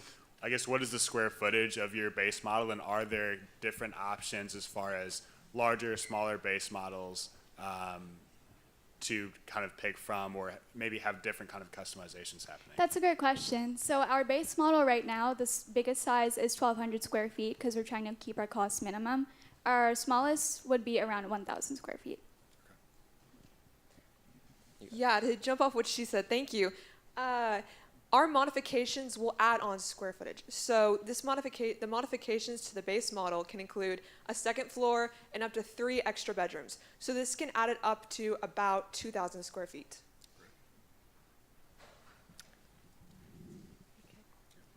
Awesome. Great presentation. I know a study just came out, at least in northern Kentucky, that shows the amount of homes that our area is lacking right now, single family and multifamily. And so definitely a problem that needs to be solved, I think, nationwide, but a good solution and great pivot, it sounds like, that you guys had to make, midway through this process. So great job on that and in the whole presentation. Again, you may have covered this, so apologies, but I think they said the process was 6 months to build the home. Is that from start to finish when a homeowner would come? So that process can start from 3 to 6 months, and it usually is on the lower end. We just want to give a little bit more time just in case, and we don't want to crush our customers' expectations. Okay, thank you. Yeah, and thank you. That was a great question. Yeah, and what materials are the module houses made of? Yeah, so when modular homes are constructed, there's pieces brought in to make the sections, the modules. These are made of very basic house materials, what you expect. They're put together already, before the pieces are built into the house, the pieces are already constructed. So you got your wall, the back panel, the roof, and then they're put all together. So nothing too complicated, but yeah, just your basic home materials, wood, insulation, and electricity is already built into the walls. Thank you. Thanks. Good job this morning. Thank you all. Full disclosure, I used to work for a home builder here in town. And when I was working there, back then, $120,000 would get you a nice starter home. I have a couple questions, and now it's obviously a lot more for a brand new home. So this is a good market to hit. I do have a couple of questions. So your base model, I'm assuming, is it 1 bedroom, 1 bath? So that is actually up to the customer's needs. We don't have a designated floor plan. Okay. We have multiple that customer can choose from, and that 1,200 square feet, so they can make it work however they want. Okay, awesome. And then you mentioned that like 85%, I think you said, of your customers would already have land. How did you come up with that percentage? Yeah, thank you for that question. So we actually came up with that percentage by calling our competition and doing research from there. So when we called up a couple of our competitors and asked them, are your customers already owning land? What's the percentage? And it was very surprising that it was 85% for most of them. A large portion of their customers are already owning land before they come to them. Yeah. So you're looking at first-time home buyers. Is that Yes. who their customers are too? Yeah, with our Awesome. yes, our target market is young adults, so that Yeah. would end up being first-time home buyers. Fantastic. And then you're going to help them find land if they don't have it. So have you looked into that, like how much that would cost? I know it differs depending on where they are, right? Like Warren County cost of land is going to be a lot different than it is here. So when I was doing research based on like land prices in Warren County, a basic 10,000 square foot piece of land would be around $1,000. Awesome. You guys did your research. I mean, I'm not surprised that you did, but thank you.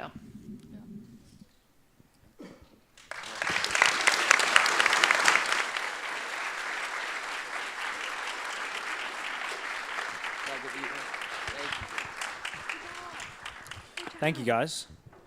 So one real quick announcement. When we are trying to exit the room, can we please exit out this back right door just because we're having our teams come in and out of this door? So if we could exit out the back right doors, that'd be great. Thank you. So that brings me to our next team. I'm sure many of you have, well, you all do have up-and-coming college students, and I'm sure many of you have people in college already. It's not cheap. I know that. And this next team have created a really ingenious solution that I'm sure would have helped me. So, without further ado, I would like to introduce Universe.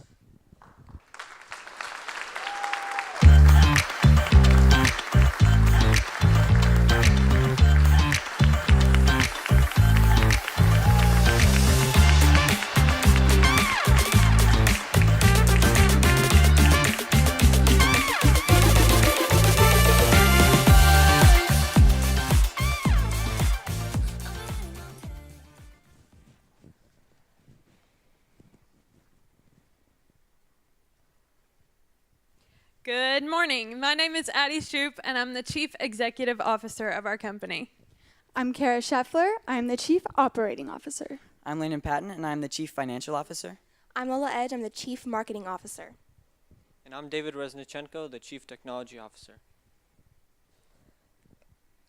By a show of hands, how many of you think that college is important for children to further their education? Now, keep those hands raised if you think that college is a financial burden.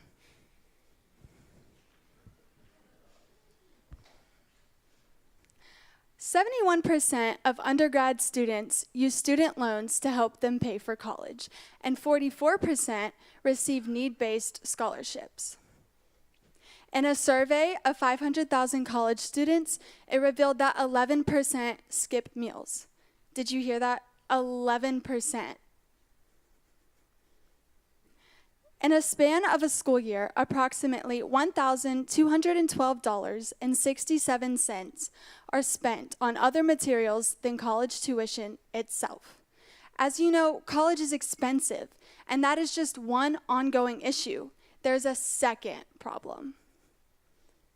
Communications manager Molly Yeager from Rumpke stated that on campus, each student creates 640 pounds of solid waste per year, spiking in August and May.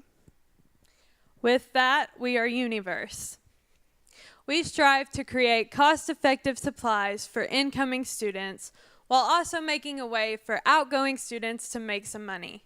On top of that, we want to create a sustainable practice to keep merchandise out of landfills. And last, we want to create a convenient one-stop shop for all college students. Our three main categories are number one, supplies, such as textbooks, backpacks, writing utensils. Number two, decorations, such as furniture, lighting, organization. And number three, technology, such as computers, refrigeration, microwaves. And these will all be categories that we're selling. All college students will have the chance to buy any item fitting within these categories. So outgoing students can sell any item, and then we will take them in and refurbish and repair them, and then incoming students can buy or rent the products. Our consumer process is a cycle. So it will begin with incoming students buying or renting any product they want to use. We will then directly deliver them to their on or off-campus housing. Outgoing students, when they no longer need an item, can sell it online. We will take it in, refurbish and repair it, and list it to those new students. If Universe can save just 15% of all waste created in one mid-sized university in 1 year, that will add up to 770,000 pounds. To do this, we will primarily operate as a website where students can easily access our services to buy, sell, or rent their products. This is an example of what that may look like. In addition, during the months of August and May, where students are moving in and out of dorms, we plan to set up a booth so those students can buy or sell their dorm supplies. In terms of marketing, 56% of customers find that traditional marketing is more credible. So, to expand our brand, we plan to use guerrilla, otherwise known as traditional marketing, like flyers and posters that explain who we are and what we do. These will be placed in high traffic areas such as community centers, cafes, and other public areas to ensure visibility to a wide audience. Then, to showcase our company, the booths mentioned earlier will be used during the college's busiest times. So, freshman orientation and graduation, and then the moving in and moving out of dorms. Then we will have branded supplies to further improve our brand's memorability, and then we will have referrals to expand our brand's networking advocates. Then we plan to utilize online platforms like social media, such as TikTok and Facebook.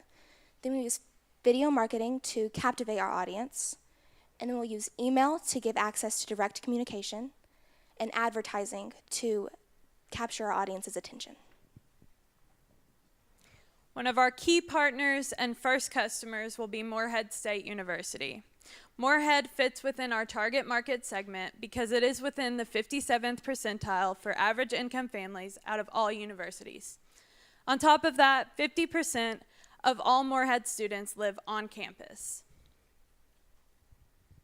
There are 254 million university students worldwide, and within the state of Kentucky alone, there are 367,000.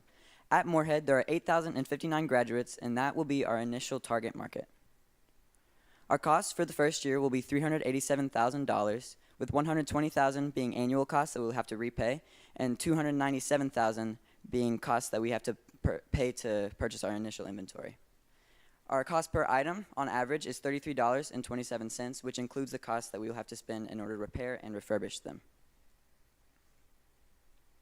Around 75% of our customer interactions will come from sales, and the remaining 25% will come through rentals. The average price of each sold item is around 45% the cost of if they were new, and the average price of each rented item is around 34% the cost of if they were new. On year one, we will spend more money than we make, but as we increase our revenue and increase our inventory, we will sell more and we will break even near the beginning of the third year. We have three main competitors: Facebook Marketplace, Dormco, booksellers, and we will firstly swiftly transport supplies. We will have more in-person options, and we will have we will be in-person and have more supplies to give to people. We have all 5 of these points. We hit all 5 of these points. We called and spoke with 17 college students and 4 professors, and they collectively said that they will be interested in using Universe. One of the students that we spoke to said, "I would like to help others get cheaper college supply, and Universe is the best way to do so."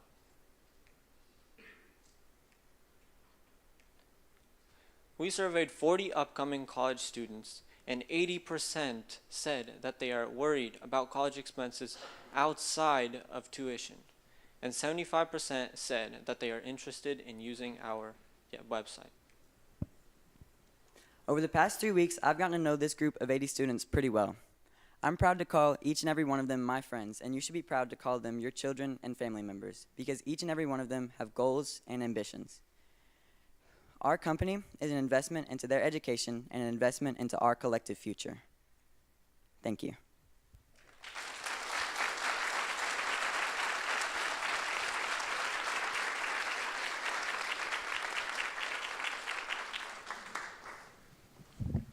Great presentation, everyone. So I had a question about, I guess, the expansiveness of your website. Will it be kind of specifically used for only incoming and graduating students, or will it be kind of a forum that entire campuses can use? And if it isn't localized, say there are universities that are very close to each other, so Thomas More and NKU, will they be able to kind of, I guess, cross use the website to reuse different materials? Yeah, that's a really great question. Thank you. So anyone can use this website. It's just that we're targeting incoming students and outgoing college students to use it. And as we start to make more profit, we will expand into other college campuses. That way other students can utilize our website. And just to follow up, by anyone, do you mean any college student or anybody in the community? Preferably college students, but anyone in the community if these items are what they're looking for. Yes, and to add on to that, the items that we will be selling will be exclusively college supplies, but some people might cross over. If they want to sell like a used refrigerator, they'd be able to sell that on our website. Okay, thank you. All right, well done to all of you. This was a great presentation, and as a lover of buying and selling things, I definitely see a market and targeting this more to those college students versus some of your competitors like Facebook, where you can have anything. I think is really helpful narrowing it down and spending maybe less time on the website trying to find what you need to get things quicker is a great idea. You talked about almost $400,000 for startup costs, and I just wanted to understand a little bit more about what that looked like. Is that more like you're thinking technology based and just the cost of maybe buying those laptops or some supplies, or can you share a little bit more into what went into that initial cost for the startup? Yeah, absolutely. That's a great question. So we have to obviously purchase a warehouse to keep our costs down, so when we repair and refurbish them, we don't have to outsource any of that. We'll also do our own shipping, so we need trucks and supplies like that. But most of the cost will be in getting inventory items, so around $33.27 per item. And if we estimate that we buy around 8,000 items, because there are 8,000 students, so some students might sell more items than others, we can say that that's around a lot of money, basically. Okay, thank you. Well, I did have a question, but you just answered it. So good job on your presentation. Thank you all. Thank you.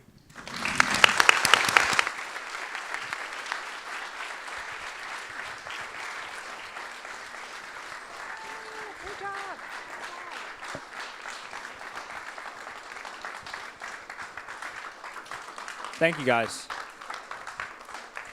So, next up, the next group. I'm sure we've all encountered this. Technological literacy is a massive issue, and I'm sure many of you in this room have sat there frustrated trying to teach grandparents, friends, elderly people how to use our technology, and our next company are doing just that. So please welcome to the stage Next Step.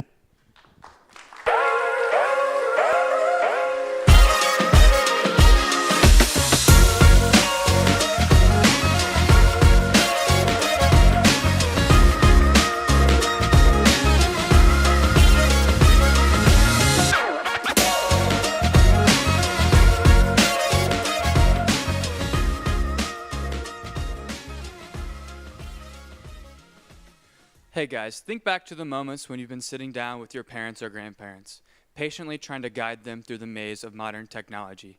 Simple tasks become daunting challenges, and what was supposed to be a quick tutorial often stretches into a time-consuming ordeal. They call you at your busiest moments, during your drive to work in the morning, in the middle of a meeting, and even at the dinner table, seeking guidance on their phones. And you halt what you're doing and try your best to explain, but it still ends up with frustration on both sides. Here are some first-hand problems. Ellen Towns: when I'm on my phone, it's hard to text people because the letters are tiny and hard to read. Kathy Holland: it's difficult for me to use pre-installed apps and take good photos, and like many people over the age of 65 would agree with, Vicky Drew, I wasn't born with a computer in my hand. 18% of the American population are 65 and older. 83% of those people own a smartphone. Our research has shown that people above the age of 65 struggle to navigate their smartphones. They struggle with text visibility, viewing information in apps, assessing apps, and completing simple online tasks. And that's why our company, Next Step, has a solution for you. Our solution features an innovative software that you can download on any smartphone, iOS or Android. It has customizable sizing for both your apps and your text. And most importantly, our personalized AI chat box, Nelly. And again, we have video and written navigational tutorials for anything you might need.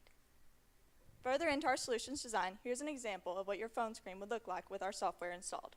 As you can see, the apps and the text are dramatically larger. This is used to help accommodate for those vision loss that a lot of our customers would experience. At the top right of the screen, you can see an icon. This icon takes you to the control center of your phone, and most importantly, Nelly. Nelly is an AI chat box that you can use to navigate your phone, use as a companion, and she learns from your chats to help you navigate your phone. 51.5 million Americans aged 65 or older own a smartphone. Surprisingly, a substantial 39.1 million of those have trouble navigating their devices. We aim to capture a large portion of this market, projecting sales at least 30%. That's 15.4 million of our market. Our target market is the children and grandchildren of the aging population, and that's why we plan to use social media for our main marketing style. We will utilize platforms such as TikTok, Instagram, and Facebook, which will not only showcase our product, but allow us to connect with potential buyers. We will also market through word of mouth, as 88% of consumers trust their friends' recommendations over the traditional media. To reach customers, we will be using both iOS and Android software. This allows Next Step to be downloaded on almost any device. But you might be wondering, how do I download Next Step for my grandma or my grandpa or even myself? To download Next Step, you will go to our interactive website, and by the simple click of a button, you can have Next Step downloaded in no time. It is also designed for the needs of the aging population. We will also reach customers through our social media platforms, Instagram, TikTok, and Facebook.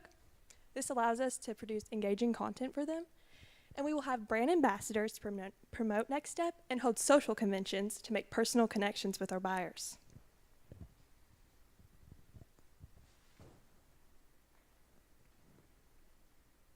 Your perspective matters. We've done our research, and Next Step is designed specifically towards your needs.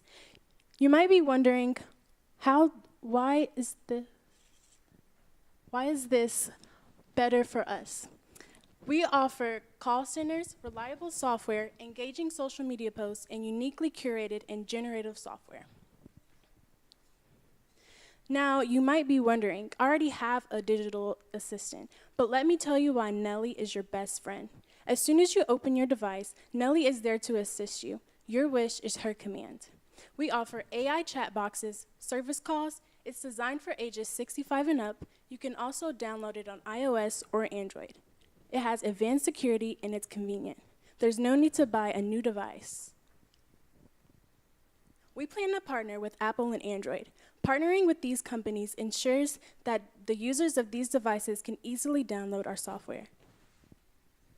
Our subscription plan includes a one-time $49.99 fee, which will include installation of the software onto the desired device, as well as a few video tutorials on how to use the software and the basics of what it can do for you. After that, it will only be $10.99 a month to have full access to the software and the AI. Our total startup cost will be about $435,000, most of which dedicated to software and AI development. The rest is divided up between other costs such as marketing, a service rep, and employee salaries, as well as a few other smaller costs such as software maintenance and phone service expenses. We hope to break even at about 16 months or 2,500 customers. Our company has big goals for our future. We plan to partner with large corporations such as Microsoft and Google. And not only that, we want to take our solution to the large and vast international market. And again, we want to create a web version of our software to help you navigate your computer. And not only that, we want to create an innovative learning app that helps you with specific tutorials without having to download our software. And again, we want to create versions for people with any kind of disabilities and any level of technological knowledge to help you learn. Meet the Next Step team. Hi, I'm Laurel. This is Austin, Alex, Addie, and Kamari, and we hope that you'll choose us for your next step.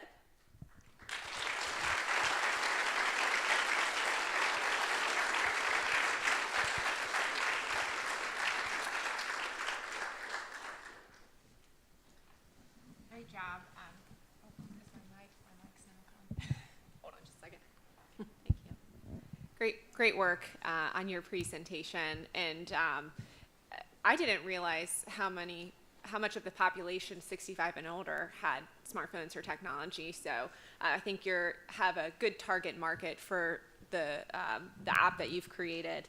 I had a couple of questions because I know that on some phones now you can increase the size of the text, the icons. I'm assuming this one does, a few percentages higher than what a customizable opportunity is for a regular phone. But can you talk a little bit more, and can you talk to that piece?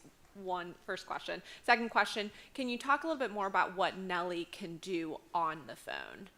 Yeah, so the text and the apps on your just traditional smartphone, I tested it and it only goes like a little bit bigger. So these, you can make it to where you can have up to 4 apps. You can make one app bigger. You can make one app smaller to help personalize what you want, what apps you use more, and what you need to see. Because a lot of our customers have vision loss and they just lose a lot of dexterity. So, and then with the, what was your second question? Sorry. What Nelly does with the phone. Okay, so Nelly, when you open your phone, you always have access to it.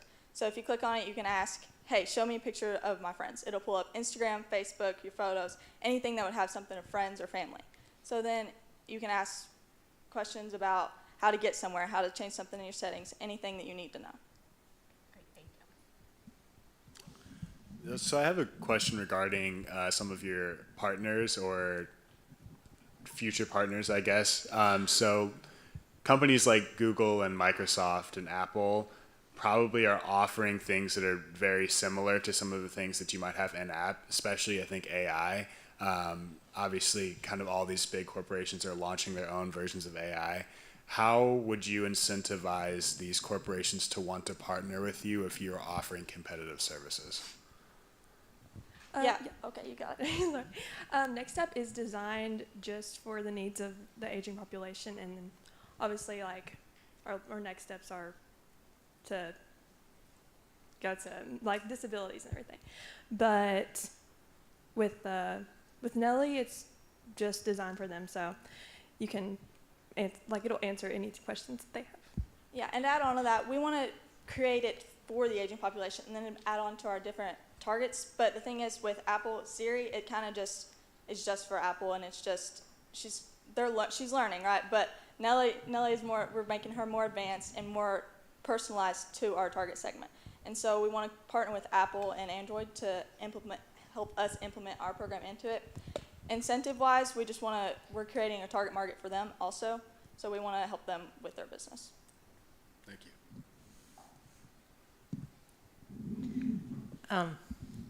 I like that you're targeting the families, or the families of the older users.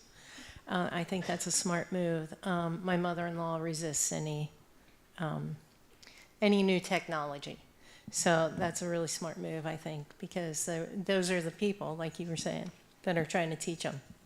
So I don't really have a question for you other than I am close to your target, like the age group that you're talking about. And I will say that I think maybe you should look at older people more than people my age. No, I'm just kidding, because there are plenty of people just a little bit older than me that are technologically challenged. Good luck with this. I think it's a great idea. Thank you.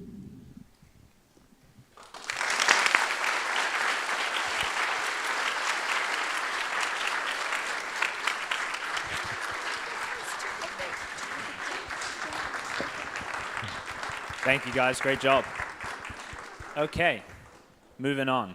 Second to last team of the morning wave. They have created a cutting-edge piece of technology that I'm sure many of you with young college students and young women in the room would absolutely love to hear about. So please give a very warm welcome to Sip Smart.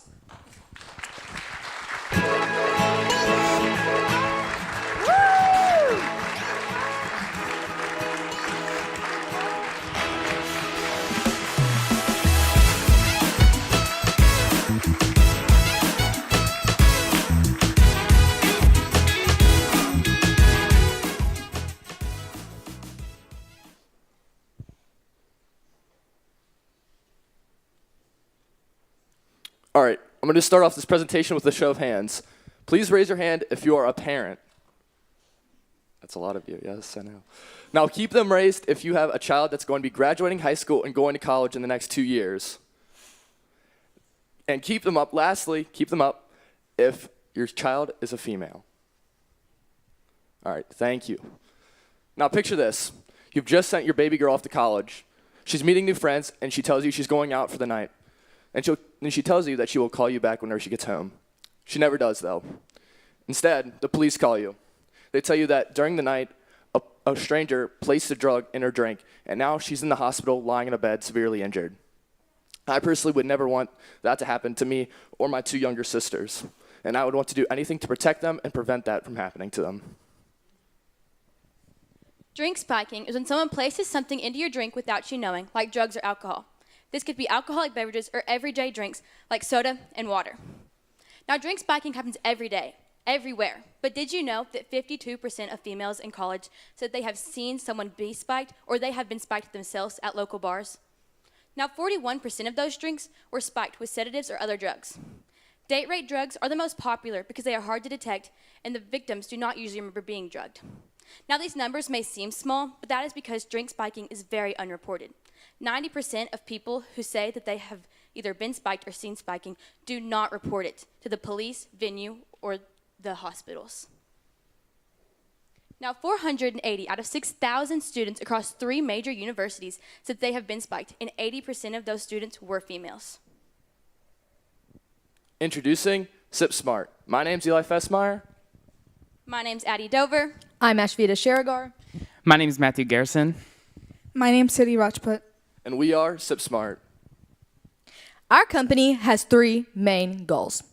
We aim to ensure that female college students have peace of mind and safety when out in social events with their friends so that they don't have to worry about anything bad happening to them.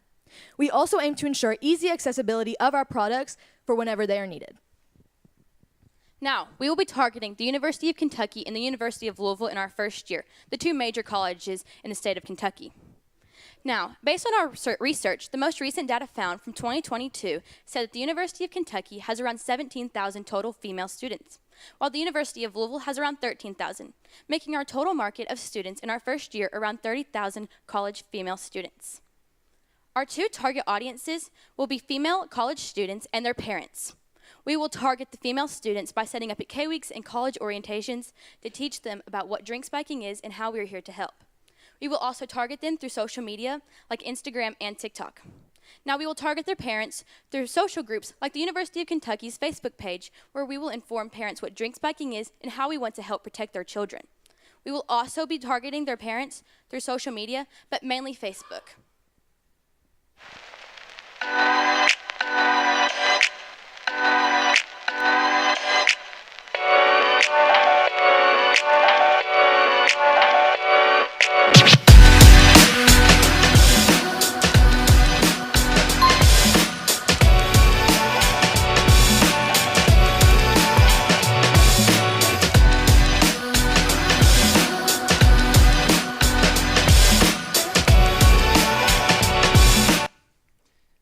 So as you can see, users will be notified from our app when it detects users will be notified that their drink has been spiked. But if you don't have your phone on you, don't worry, we've got your back. The sensor on the bottom of the straw will light up red, signifying that your drink has been spiked. We also have 3 features, one of them being is that you can profile your own straw. We also have an SOS button that alerts the authorities if you were to be spiked. And we also have an alcohol calculator that lets you calculate how much alcohol you consumed in one sitting and also tell you how much alcohol is in a drink. we reached out to some potential customers to get feedback on our product. In doing so, first we talked to Mary Strasser, a student at Thomas More University, who said, "I would definitely buy this product. Drink spiking is a huge issue nowadays, and I would feel so much safer going out with friends to bars with a Sip Smart straw." Second, we talked to Dr. Gina DaCosta, who is a parent of a student at the University of Louisville, and she said, "As a doctor myself, I know that the effect of drugs on the body is very severe. I am constantly worried about my daughter and if she is safe at college parties. I love this idea so much because it not only will make her feel safe while she's having fun, but even I will know at home that she is okay."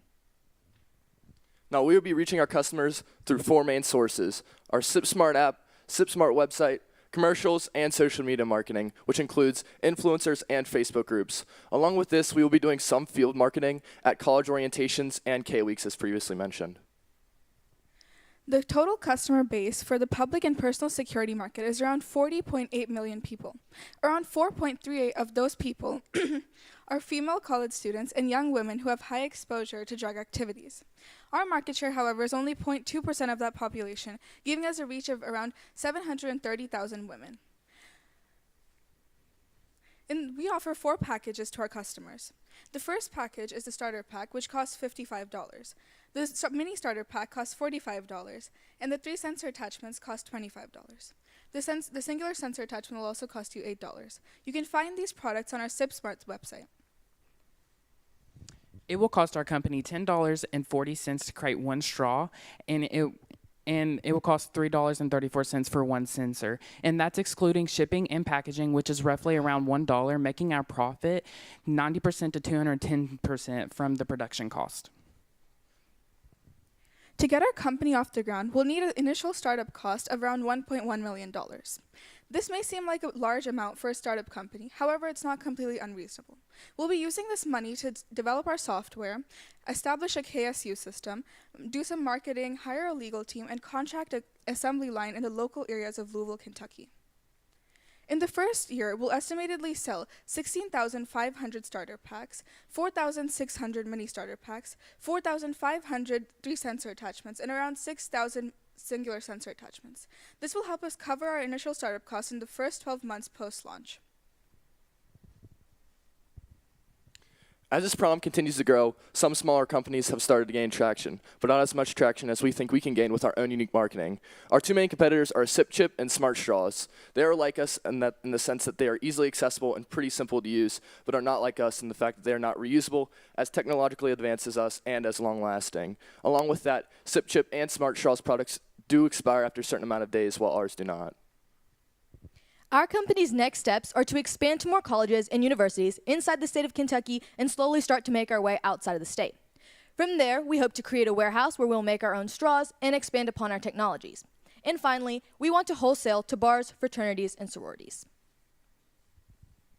Elevate your safety 1 sip at a time with Sip Smart. Please make sure to go follow our social media to keep up to date with our launch. Thank you for your time.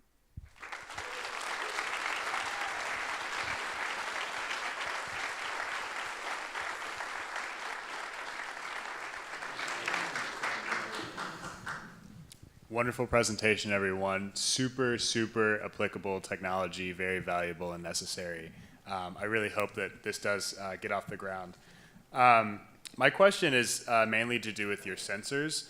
I'm wondering what technology is already out there with your other competitors that you just mentioned and how that technology works versus how you plan on, I guess, research and developing that sensor. And also how you'll make sure that it won't misidentify different drugs or whatever is put into the drinks. Obviously, cocktails have lots of different ingredients and stuff that go in, so how are you going to make sure that people aren't maybe falsely alarmed that their drink has been spiked? Yeah, so Sip Chip is like almost like a pregnancy test. Like if the drugs would be, or the alcohol and what would be sort of contaminated would be put on it, and it would like 2 lines if it was contaminated, 1 line and not. So like, and then the other one's a straw that would like change colors if it was. While our sensor is totally like technological, it has microfluidal like at the bottom, and it will sort of like, it can tell if there's drugs in it, and it will send it up to the chip, which will then send it to the phone, if that makes any sense. to add on, the chip is not, it does not solely rely on the battery. It is simply ran mostly by radio waves, so it has like unlimited battery life. The sensor will have to get replaced. It will come pre-charged, like the packs and stuff, and like he said, it will light up red when it does detect. And there's a sensor on the inside and outside, and it uses the microfluidic chip, ran by NXP. So I guess what I'm asking as far as the technology goes is that technology that already exists that you know is applicable, or will you have to have a research and development stage to make sure that that technology is as advanced as you like it to be able to do all those detecting? In the first year or so, we'll spend time researching and developing like the technology that already exists to improve it or like adapt it into what we want our product to do. This will take at least 6 months to do pre-launch, so our launch period will be a little after we decide to get our company off the ground. And is that R&D included in your startup costs? It is. Okay, thank you. That's a great question. Thank you. Great presentation, and I find this completely applicable to, like you mentioned, many colleges, but just the everyday person too. So, but I like your targeted audience and starting with where you found these statistics were most applicable. I'd love to hear more about the product, the straw and the sensor. Can you tell a little bit? It sounded like those detach, but the straw is reusable, but the sensors have to be replaced. Is the straw like good forever, like guaranteed lifetime warranty, or like, can you talk a little bit more about that? So yeah, that's a great question. So yeah, the straw will always last forever. It'll be unlimited, and the chip will always stay. You don't have to replace the chip as well. The sensor at the top of it is silicone, so you have to remove it, and the straw is also like metal, so it will stick on pretty well from silicone. And yeah, it would be pre-charged. It will stick on. Did I answer your question? Yeah, no, that's great. Okay. And can you talk about what the straw is made of? Is it silicone as well? The straw's metal, and then Okay. the bottom part is silicone. Yeah, Got it's it. silicone, so it will like stick on at the bottom. Okay, Yeah. wonderful. Thank you. Of course. So you mentioned that the straw can tell you how much alcohol is in your drink. Is that right? Yeah. I was wondering if sometimes when people drink, they make bad decisions and end up maybe drinking more than they wanted to. Have you thought about a possibility of setting the sensor so that it tells you accumulatively how much alcohol you've consumed during your night out? So yeah, our app does like notify you when you have drank like a certain amount of alcohol. Also, the app will notify you if you have around 10 drinks with the sensor. So first off, it helps you establish when you need to change your attachment.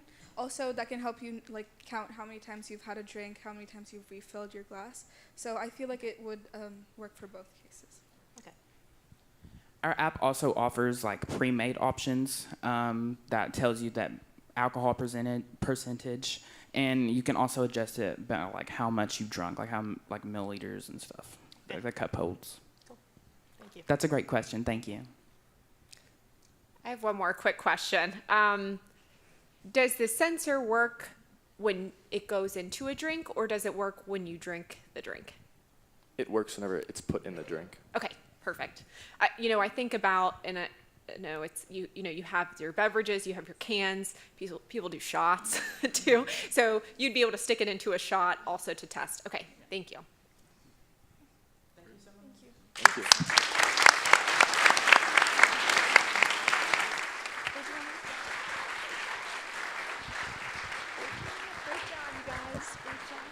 Another fantastic presentation. So we made it almost to lunch. We're already more than halfway through our fantastic presentations, but I have just one more before we will release you for lunch. So this next group, again, will have something that I'm sure you'll have yards, weeds, stuff that just gets really frustrating. And these guys have created a great solution and a really eco-friendly solution to that. So please welcome to the stage, EcoClear.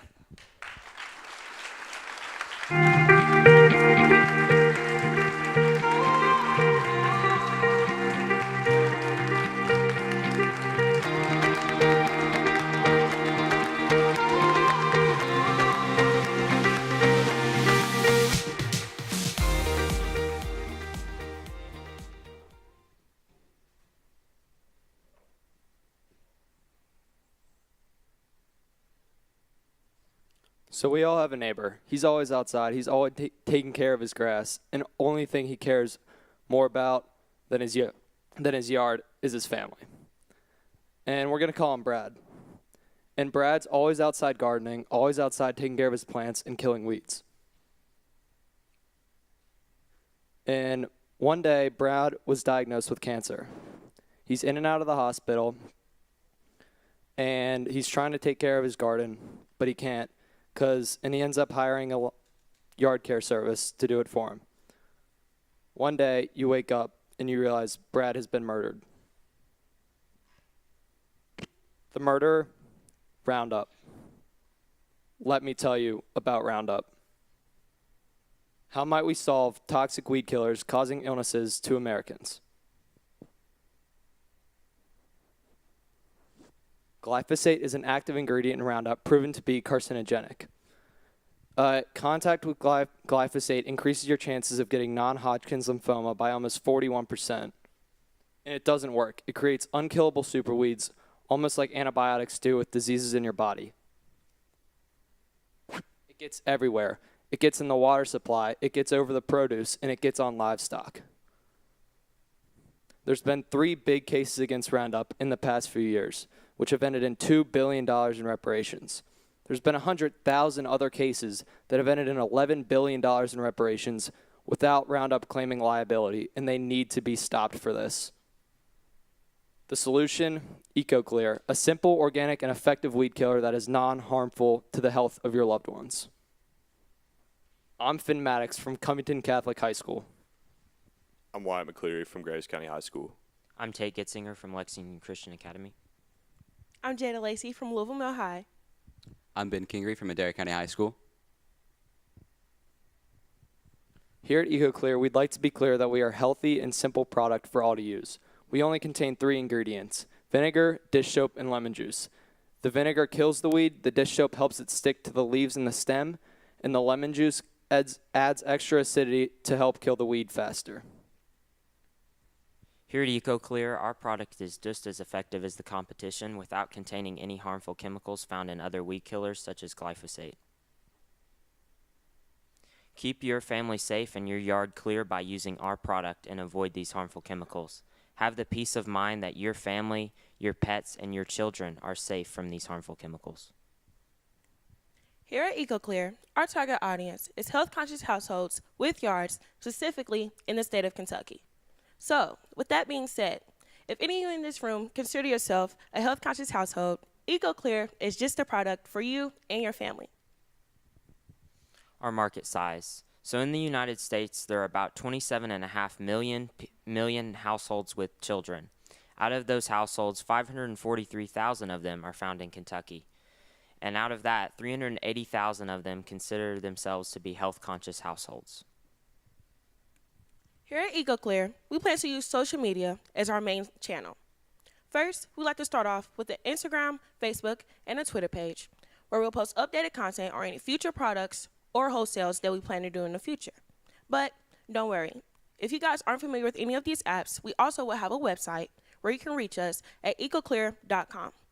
Our website will consist of 3 main concepts. The first one will be an About Us section. The About Us section will consist of where EcoClear originated from and more of our ingredients and our products, because here at EcoClear, we plan to be transparent with all of our customers to know what exactly they're putting in their yards. Secondly, we will have a review section. This review section will allow all of our customers to explain their experience with EcoClear, and we also plan to have a section where all of our customers can chat amongst each other and explain their experience. We then will have a link where you can find any EcoClear products near you with the retail stores that we partner with, such as Lowe's, Home Depot, Co-op farmers markets, and Walmart. Some of our key partners, FFA and 4-H, due to the fact that they are agricultural organizations, and it starts people on our product young, and they can also help with product testing with greenhouses and other agricultural products. The American Cancer Society, because non-Hodgkin's lymphoma, which is caused by glyphosate, is a form of cancer, and their endorsement showing that our product does not cause cancer is a major endorsement to have. And finally, the man in the top left is named Dwayne Johnson. Him and other Roundup victims will be a great endorsement for our product to show that we are a better option. How is EcoClear better than our competition? Here at EcoClear, we offer some things that our competition just doesn't.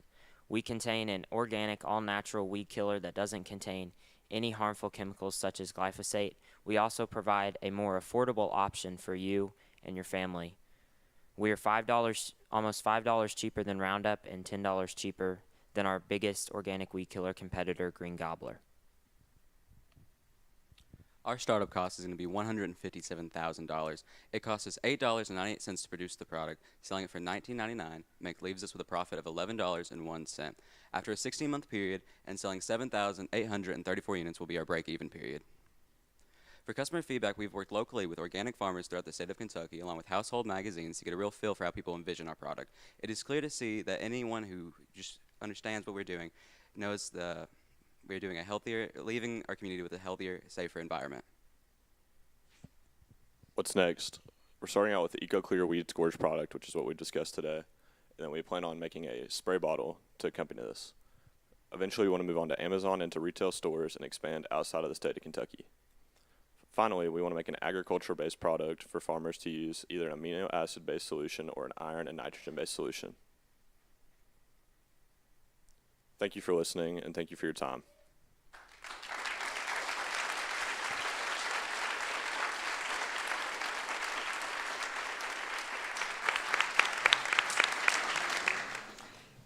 Great job. With having a home with stubborn weeds, this is always a big problem, and I'm always looking online to find like DIY solutions to kill weeds.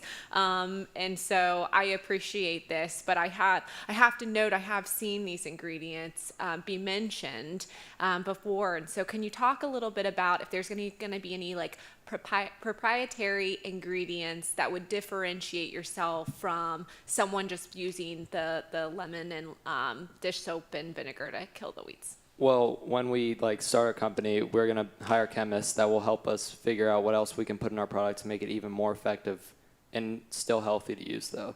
But right now, we just found home remedy ingredients that we could use. Great, thank you.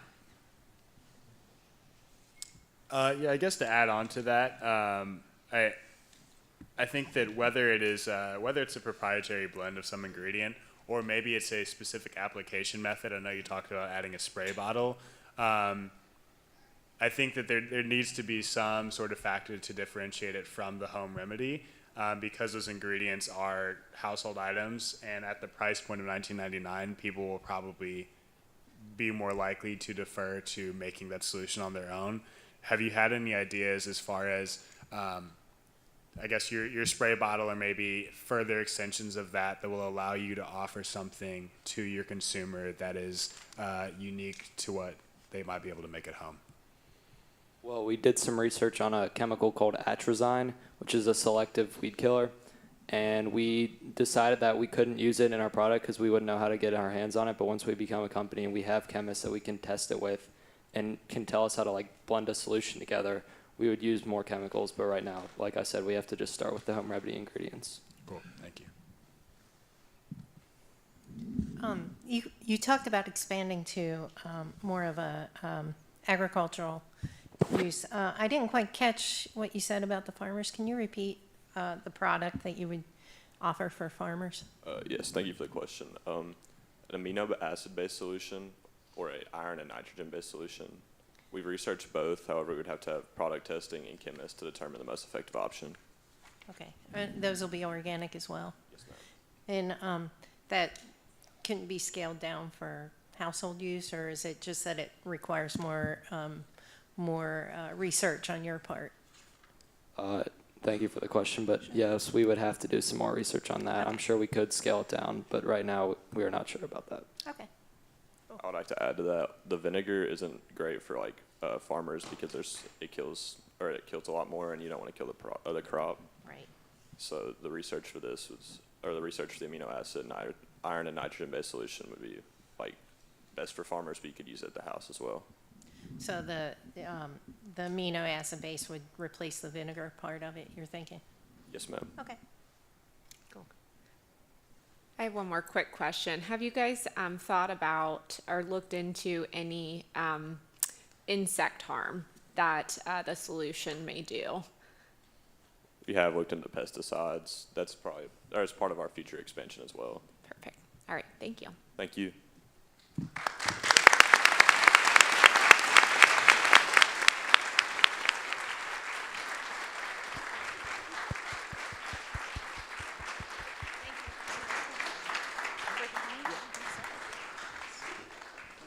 Hello, I'm using 4. Okay, just making sure you had it back there.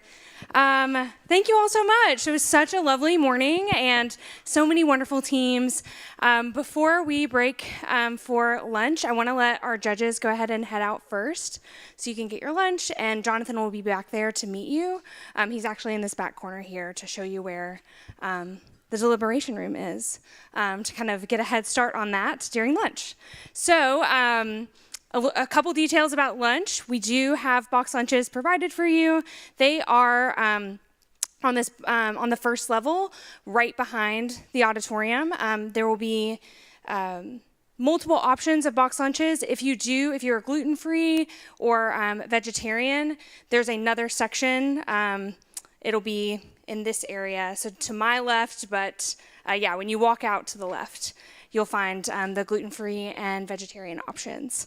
We also have drinks and things like that. Feel free to move about the space to eat. You can eat either outside. There's some really nice areas to eat outside, as well as a couple other options on either floor. But we will join back at 12:45. So we meet back here at 12:45. So that gives us about a little under 45 minutes. So thank you all so much.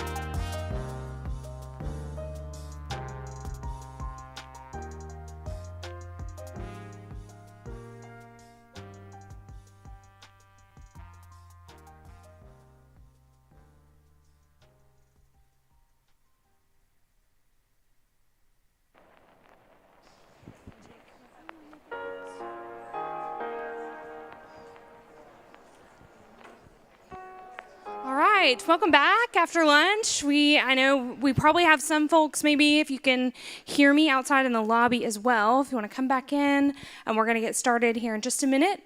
Before that though, I just want to give a special shout out to our digital storytellers. You've seen them around with cameras, David right there in the back waving, and we also have Caden and Jameson here today. Jameson's back in the tech booth, but they're the ones that have been taking all the photos and videos over the past 3 weeks, and we're really excited to share with you a summer startup recap video that our very own digital storytellers created. So I'll go ahead and let you all take it away.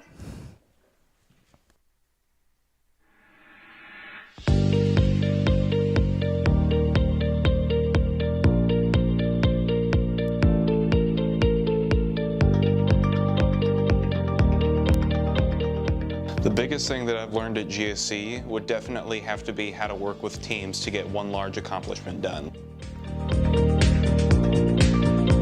Whenever I first got into my team, I wasn't quite sure how I was going to get along with everybody. I just didn't know if I'd be able to do it, and I was a little scared at first, a little timid to start talking to them, but as I got to know them, I really started to love my group, and I've overcome that obstacle, and I just can't wait to see what these people do in the future.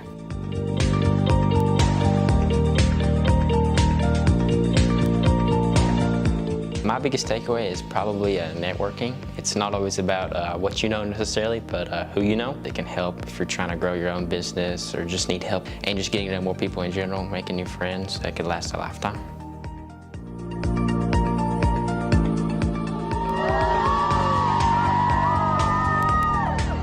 Failing without fear means to fail and be confident about it and be able to persevere and move up from that.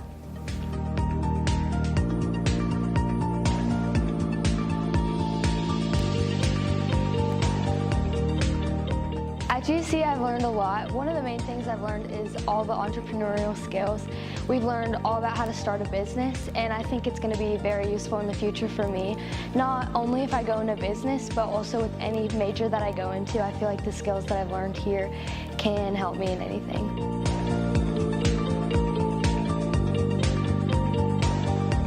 For me, being an entrepreneur is more than just being able to start a business. To be an entrepreneur means to have the confidence in yourself and the people you work with, no matter where you go in your life.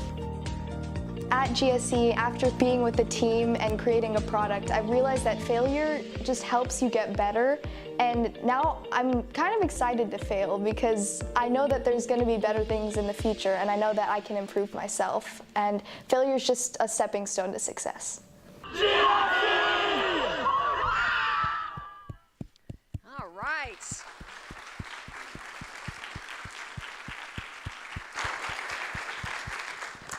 So there's nothing I love more than hearing directly from our E's about the impact of the Summer Startup Program on their lives. And so, we're here to tell you about it too, but really just to hear it from them and so beautifully and eloquently sum it up, just really touches me. I gotta tell you, this whole day does. So, a few things about us. Governor's School for Entrepreneurs. We are not a state program. We are a nonprofit, independent 501c3. And we are so grateful for the support that we do get from the governor's administration, from the state legislature. Very thankful for that. And we also ask for support from families and friends, grants, donations, corporate sponsors, and so on, partnerships. And that's what we would just like to take a couple minutes here to talk with you about just a little bit. The Empower the E's campaign that maybe some of you have seen flooding our social medias. But if this is your first chance getting a look at it, here it is, Empower the E's. We're here to ask for your help. One of the things that really struck me when I was first looking into this program and maybe joining the team and so on, but I was so amazed to learn that it's free, that it is completely free for the students to attend. And again, that is thanks to support from the public, from families, from friends, and from the legislature and so on. We can't do it without all of you. And we're just here to ask you to consider donating to our Empower the East campaign representing, this 2024 class. I had a moment earlier, I guess it was last week, I've lost all track of time, but as you know, we're on 2 campuses this summer. So Thomas More is our first session, and we're also on UK's campus. And I was over at that campus and ran into, sort of totally unexpectedly, during orientation, one of our graduates from last year, one of our GSE students from last year, was touring there because he's going to be starting at UK. And he got a GSE scholarship there. And it was so wonderful to see him with his mother just coming through campus. We were outside. We had a guest entrepreneur speaking to our students there. And he wanted to talk to our students, he did a wonderful job. And just standing back and watching him and remembering him as an E from last year and seeing him even, in that 3 weeks, the development that happened, and then a year later, to see him again and the growth and the development and the maturity, and knowing that GSE was a big part of that for him. And I kind of, stood over next to his mom a little bit as he was enthralling the E's with tales of his, GSE days and advice and all that. And I just said to her, congrats. I mean, what a great moment here for you and your son and so on. And she just looked at me and she said, GSE works. It works. And I was like, wow, thanks for saying that, And it works because of support from all of you. And we just are here to humbly ask, for you to consider that. Yeah, absolutely. Thanks for sharing that, Anne. Actually, that's the first time I knew that student spoke. That's the first time that you've told me about the interaction with his mom. So sweet. Our Empower the Ease campaign, you can get there by visiting our website, KentuckyGSE.com, and clicking the donate button. That will take you directly there. I also want to just encourage you. I know today's a long day. You've driven hours to be here and then to help your E move out and stay here all day too. So I just encourage you, even if, the campaign will be extended for next week as well, as we wrap up our University of Kentucky session. And I just encourage you to talk to your E's on the way home and ask them about their experience and everything that, like all the friends they made, things like that over your drive home, and ask them to reflect. And I hope that also encourages you to pay it forward as well and donate to our campaign, because this really is a life-changing experience. And I know for some of you parents out there that I spoke to, I'm just so happy that your E is continued and was up here on stage, will be up here on stage. And I hope that you all are able to kind of understand everything that they've been through and how much they've grown, even next week and as you continue all the way to college. Right on. So yes. You can find our campaign again at our website, KentuckyGSE.com, little donate button there. So thank you so much. We appreciate it. And we will kick it on over to Matt. Hello. All right. So welcome back. Hope you all got some fresh air, stretched your legs, had something to eat. So our next group up, our first one of the afternoon wave, they are a group that I think has found a real genuine passion, and I hope that shows in their presentation, because it truly is amazing. So please welcome to the stage Oasis.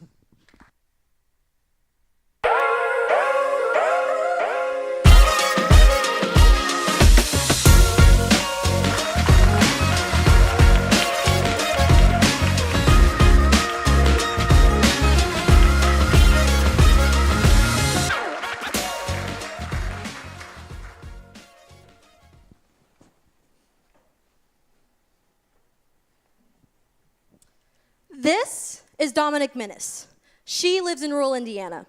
The closest grocery store to her is a 40 to 45-minute drive away. She opts out of shopping at local convenience stores because the prices are either too high or they don't accept EBT unless you buy a certain amount. Sometimes, Dominic even worries about providing food for her own children. This is a heavy issue in her community. People would rather buy junk food, fast food, instead of taking the long trip to the grocery store. But we can only blame the individual for so long before we start to realize that's not working. To see a difference in our communities, we have to make the change. 40 million. That is the number of people living in food deserts today in America. A food desert is an area where they don't have access to grocery stores within a 10-mile radius in a neighborhood. 55% of people living in food deserts face extreme malnutrition. They are highly susceptible to health issues such as diabetes, cardiovascular diseases, and even high rates of obesity. There are around 6,500 food deserts scattered all across America, and Kentucky cities are beginning to look and more like these pictures, with grocery stores closing down and fast food chains rising in their place. Here's the problem. Residents living in food deserts have inadequate access to transportation, meaning they don't have a car to get to the grocery store, or the bus ride to get there is just too long. Families who live here are also typically lower income, so they can't afford a car, or the produce at convenience stores is just too expensive.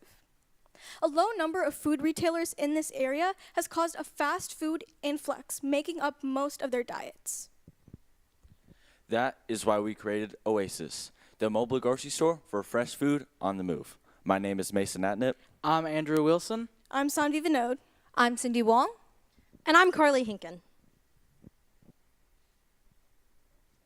First, we're going to partner with local farmers to offer our bundles of produce for a very low price. Then, we're going to make once-a-week stops in rural Kentucky where our customers are going to receive a free pamphlet to include how to live a happy, healthy lifestyle. We will acquire blemished produce from farmers. Produce that would otherwise be thrown away solely for aesthetic purposes. These farms will donate it. Any donating farm will receive promotion by Oasis, and they will receive tax benefit papers as well. So, you may be wondering to yourself, how does this work? First off, we're going to acquire our produce from local farmers and keep refrigerated in a warehouse. Then, we'll be making once-a-week stops to McGoffin County, Kentucky, which is the starting point for our process. McGoffin County is not only just a county, but it's the top 5 food desert in the state of Kentucky. McGoffin County is also the central point for eastern Kentucky. So, as we plan to expand in the future, we plan to hit all the neighboring counties, where we will sell our fresh produce for a very affordable cost for eastern Kentucky families like others to afford our produce. This is our trailer design, complete with refrigerators in the back and shelves stocked with storage boxes on the side. Customers can walk in and grab recipe receipts to help guide them while they shop. Our target market is the 40 million Americans living in food deserts all across the country. In this vast market, Kentucky alone makes up 500,000 individuals facing these food insecurities. Now, we as Oasis have a market share of 2%, focusing solely on McGoffin County, which is our starting location. Now, this strategic entry will not only allow us to focus on a small area that needs these produce, but will also allow us to efficiently expand further in the future. Our revenue model is built mostly surrounding customer transactions, making $106,000 annually. Furthermore, we will be getting donations and support from fellow philanthropists and hospitals, contributing another $20,000 and $52,000. These donations are pivotal in helping our efforts to fight against food insecurities so that we can help these communities to be sustainable and healthy. Turning to our cost, we have a starting cost of around $100,000, which is very similar to our yearly costs. However, again, with the help of our philanthropists and hospitals, we will be able to offset these costs and continue to helping these rural communities. And we, as Oasis, will be feeding around 1,250 families in McGoffin County, which is a quarter of its 5,000 families. Although this may seem like a small amount, our initiative will make a significant impact on reducing these food insecurities.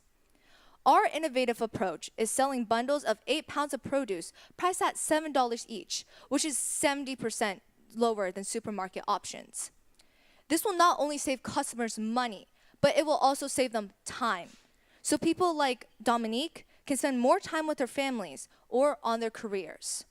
So with all of this in mind and the costs, we believe our break-even point will be around 12 months. To reiterate, we'll receive sponsorships from Morgan County ARH and Baptist Health Hospital. We will also work with philanthropists that heavily donate to Feeding America. We will also recruit high school volunteers. This will help get them the service hours they need for their high school clubs. And me personally, as a Beta Club member, this would have helped a lot. Not only would this have helped the students, but this will also help lower our staffing cost. We plan to reach to our customers by mail, radio and TV broadcasting, social media, and word of mouth to get the word Oasis out there. Because food deserts are such a pressing issue, there have been other solutions created to combat it. For example, there's a mobile market, a mobile grocery store that serves its residents in Lexington. There's also the Farmer's Fridge, which is a healthy vending machine food company that gives organic meals for its customers.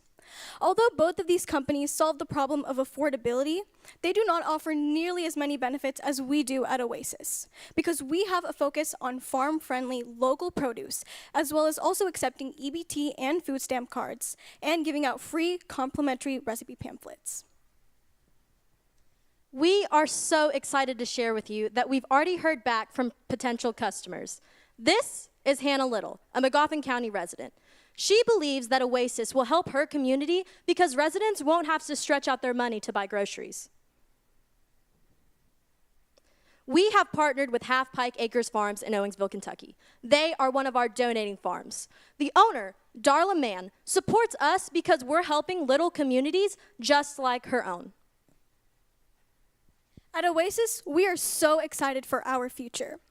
Our goals include purchasing a new truck and recruiting more volunteers to further our mission, as well as expanding in neighboring Kentucky counties, such as Morgan County and Breathitt County.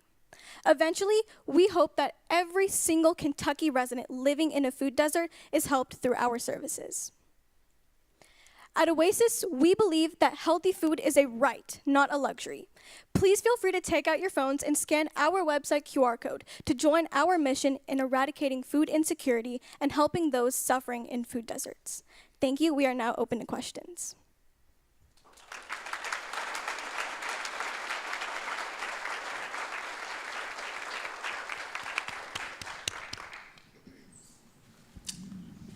I do not have a question right now. I'll think of one for you, but I just want to see you all knock that out of the park. That was fantastic. Thank you. Thank you so much. Yeah, I agree. I've been hearing about food deserts now for probably 10, 15 years, and the fact that we haven't solved it as our communities really gives need to some creative solutions, and I like what you guys have put together here. I just have a couple questions for you. Does the food truck go to people's homes, or is it going to one location where would be like the closest proximity? Or can you talk a little bit about how people will access the truck? So because McGoffin County is, first of all, thank you so much. That's a great question. Because McGoffin County is our starting location, we've scouted out a few neighborhoods where the food deserts are extremely they don't have enough attention. And so we've scouted out central points within those neighborhoods where we will go, and it's a very close distance to residents living there. Okay, perfect. Thank you. And then you talked about hospital donations, and I was curious how hospitals play a role in this. What is that looking at, like foundation giving, or can you talk a little bit about that, how that connection came together and how you thought about hospitals as participating donors? Thank you. That's a very insightful question. So food deserts, again, meaning there's not a lot of grocery stores, which again means lack of access to healthy fruits and vegetables, which can really affect a person's health. So in turn, I think, or we as a team feel that hospitals will definitely support our cause, because when we're giving fresh fruits and vegetables to these families that are probably eating cheap fast food, we're also making them healthier. And also, we will also be giving them promotions in support of their donations. Okay, perfect. Thank you. And one last question. Is it only produce, or will you guys also have other things as almost like a one-stop shop for these individuals? Thank you so much for that question. Now, I would like to say that we have contacted many farms and asked for them to partner with us. All of the responding farms have agreed to partner with us, so we have access to not just produce, but also dairy, meat, eggs, things like that as well. Thank you. Great, thank you. Awesome. Food insecurity is something that really bothers me, so I'm glad that you guys are tackling this problem. I do donate some supplies to a local free fridge that's available to anybody who needs to get food, so I appreciate that you guys are thinking about this in a more rural setting. I do have one question about the farmers. So you are getting donated products, blemished products. Do you think you will be able to have enough produce to meet the demand, or do you have thoughts about maybe paying farmers in the future so that you can make sure that you have enough fruits and vegetables and other items to provide your customers? Yes, thank you for that question. So out of the 3 farms, 2 out of 3 said they were going to donate to us. So McGoffin County has around 1,125 families, and our business basically sells bundles of food, which is 8 pounds. So we were just going to sell them 1 bundle to each family. So with that, we calculated it, and we would definitely have enough because, and also with your question about buying, we with the farmers that will not be donating to us, we will be buying them, and they said that they would be giving us for a pound of produce 70% cheaper. Okay, good. Thank you. As far as bringing the truck to different areas in Kentucky, if you're going once a week and you're serving over 1,100 families, will that be adequate on a weekly basis, or will you have to make multiple trips since you will be starting with only 1 truck?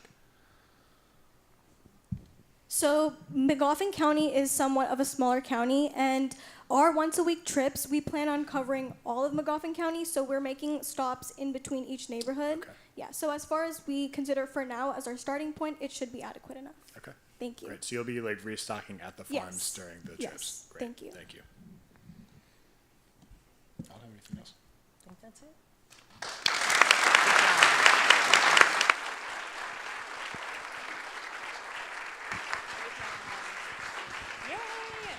Good job. Great job.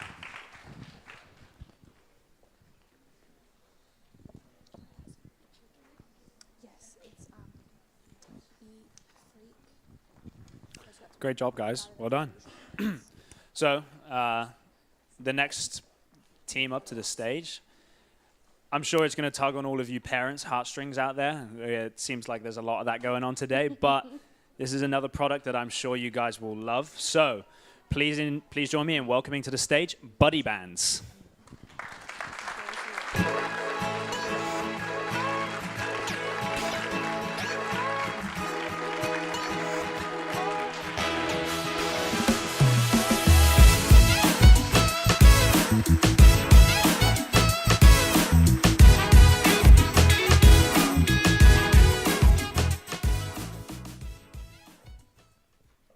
I'm Bram, and at the age of 2, I was lost at a water park. I'm Caleb, and at the age of 7, I was lost in a museum. My name is Ollie, and when I was 9 years old, I was lost at an amusement park. My name's Ava, and at the age of 5, I got lost at a clothing store. And I am Michaela Darty. At the age of 4, I got lost at Holiday World, an amusement park. My grandfather took me to the bathroom, and when I came out, he was gone. I didn't know where he went.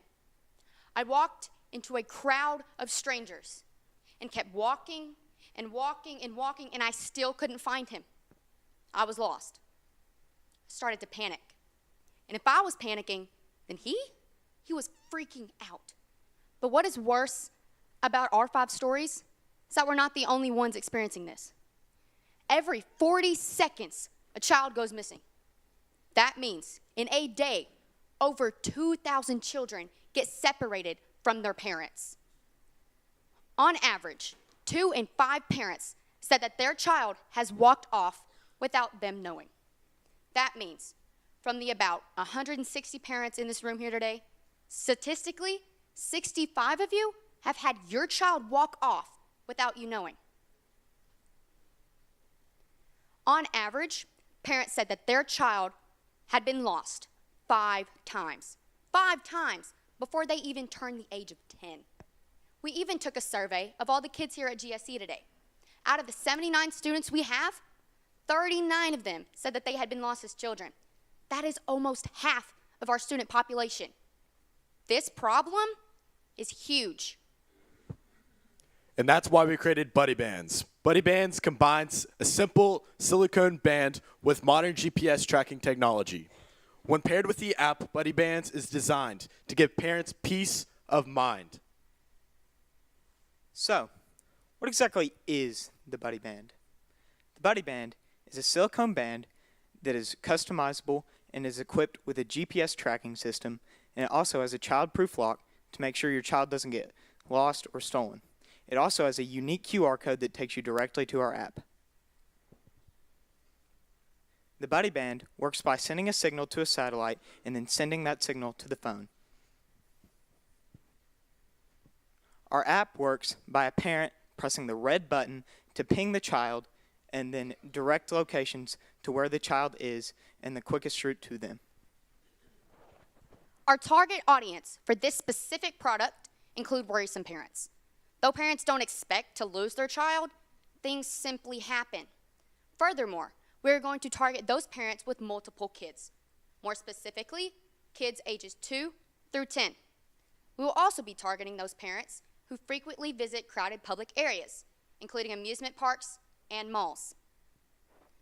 Our channels to get this product out include our marketing, some of which will be ads and online reviews. We will also be partnering with the manufacturing companies, which make our silicone band, as well as U-Blocks, which makes our GPS tracking chips. We will have a website where we will sell the Buddy Bands themselves to our customers, and we will partner with UPS to have quick and efficient shipping directly to our customers. Our main customer relationship will be dedicated personal service. Our customers will continuously come back to our app to track and ensure their child's safety. We'll also be partnering with multiple companies. One of those companies is U-Blocks. This company will be providing the GPS chip that we'll insert into our silicone band. And also we'll be partnering with the National Center for Missing and Exploited Children. They will help promote our product, and we can also help solve some of their issues. And later on, we plan to partner with amusement park companies such as Hershey Family Entertainment and Cedar Fair Entertainment Company. Now, the main ways that we're going to be marketing this product are through influencers, TV ads, online reviews, and Facebook. So more in depth with that, we are going to be targeting influencers with an audience of parents, specifically parents with kids ages 2 through 10. Then we are going to be targeting TV channels such as PBS Kids and Nickelodeon Junior. This will ensure that the parents and the kids both see our product and both get interested. Then we are going to have a feature on our website for online reviews. This will allow other people to see their opinions on Buddy Bands. And finally, we're going to be marketing on Facebook specifically, and that is because our audience mainly uses Facebook.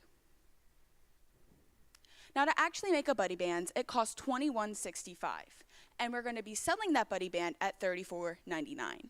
Now, that is a $13.34 profit, and that is going to be the main way that we make money here at Buddy Bands. Now, the startup cost of Buddy Bands is $68,000. That is divided into app creation, marketing, manufacturing, salaries, website creation, and data transfer. That data transfer is from U-Blocks to us. We are going to have to sell around 5,100 Buddy Bands, and we believe we can do that in 16 months, selling around 300 Buddy Bands per month. Now, to actually get our market size, we decided to determine how many American parents are in the United States. we found that there are 118.6 million American parents. And of those parents, 37% of them have kids ages 0 through 10. 87% of those parents also fear losing their child. Now, we believe we can get a 2% share of that market and get around $10.7 million. At Buddy Bands, we know we have competition, but we also know that we do it better. Buddy Bands are easy to use, compatible with all phones, affordable, provide global GPS access, and are customizable, so your child will want to wear their Buddy Band.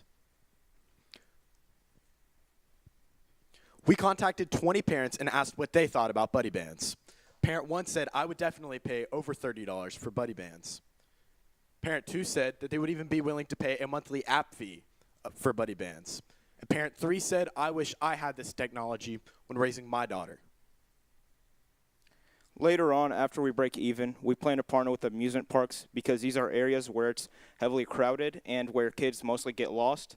So we plan to provide, we're going to sell the Buddy Bands to the company so that they can have their guests rent the product when they come to the park. And we can also use that, gather information from when they use it and use data so that we can improve our product. Thinking back to our 5 stories from the beginning, if our parents had had Buddy Bands when we were children, they wouldn't have been stressed. They wouldn't have been worried. They wouldn't have had that gut-wrenching feeling when their child got lost, because they would have had a safe and reliable way to relocate their child. Thank you.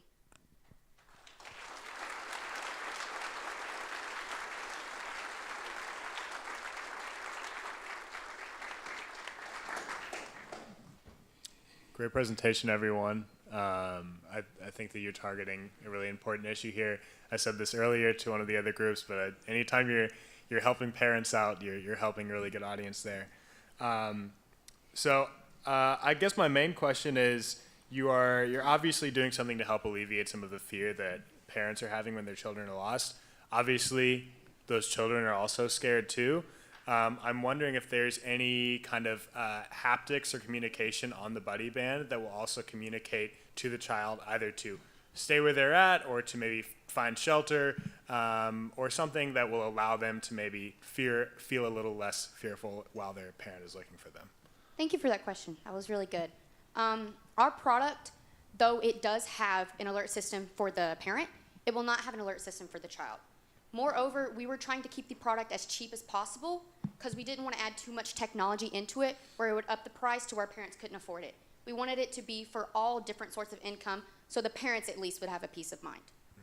Does that answer your question? Mm-hmm. Thank you. As a parent who just took a 4-year-old to Disney, I really appreciate this product, and we used an AirTag and little Mickey Mouse ears so that we could, in case she were lost, we could find her. So luckily, she stayed with us the whole time, but I understand that there is a lot of fear, and I think even now kids going and playing in a neighborhood can be scary. So I've joked with my friends that I'm going to AirTag her shoes when she gets older, but I get this fear. I think you guys did a really great job presenting it with some concise information and factual backups to present. I just had a couple questions on like the actual wristband, and you were talking about it has a child lock so that the kids can't get it off, and so I wanted to know a little bit more about that, what that looks like. Is that a key that the parent can unlock, or have you thought through what that looks like? So, like the child lock, it's not meant for the child to unlock it. It's just meant for the parent to. It's not a key. It's more of like, you know how you press the band on a watch? It's kind of like that, and you pull the like extra slack of the band off. Okay. So like a child safety lock. Yeah. Thing. Okay. Does that answer your question? Yeah, that does. And just something to think through, because I've thought about this with my daughter and trying to hide some of these devices, you know, so that if someone were to grab her, that they wouldn't see it and try to remove it. And so that might be something, as you're working through development with this, something to consider of if there's an ability to hide it, or if there's an ability for maybe a parent to be able to take it off by tapping something on it or something along those lines. Yes, that would be we plan, like, if we expand, we might come out with more products. Absolutely. Is that what we're thinking? Yeah, thank you. So Kara asked my question. That's okay. But I did want to say that I think the idea of renting the band or offering them at the amusement parks for parents to rent is brilliant. Yeah. So well done. Thank you. Yeah. And then I have one last question about the design of the band. Kids are going to be wearing these, obviously.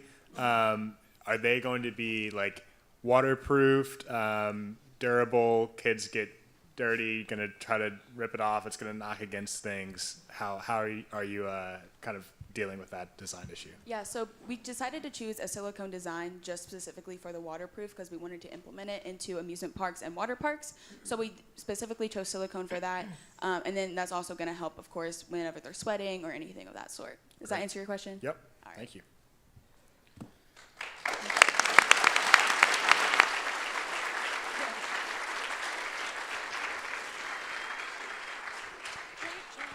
Great job.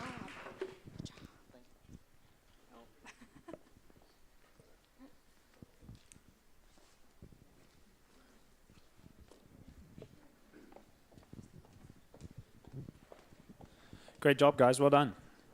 So, moving on to our next team. These guys, for all the aspiring college students and even current college students in the building, have created a product and a service that I think is hopefully going to be really game-changing, especially for current college students. So please help me in welcoming Mentor Stream to the stage.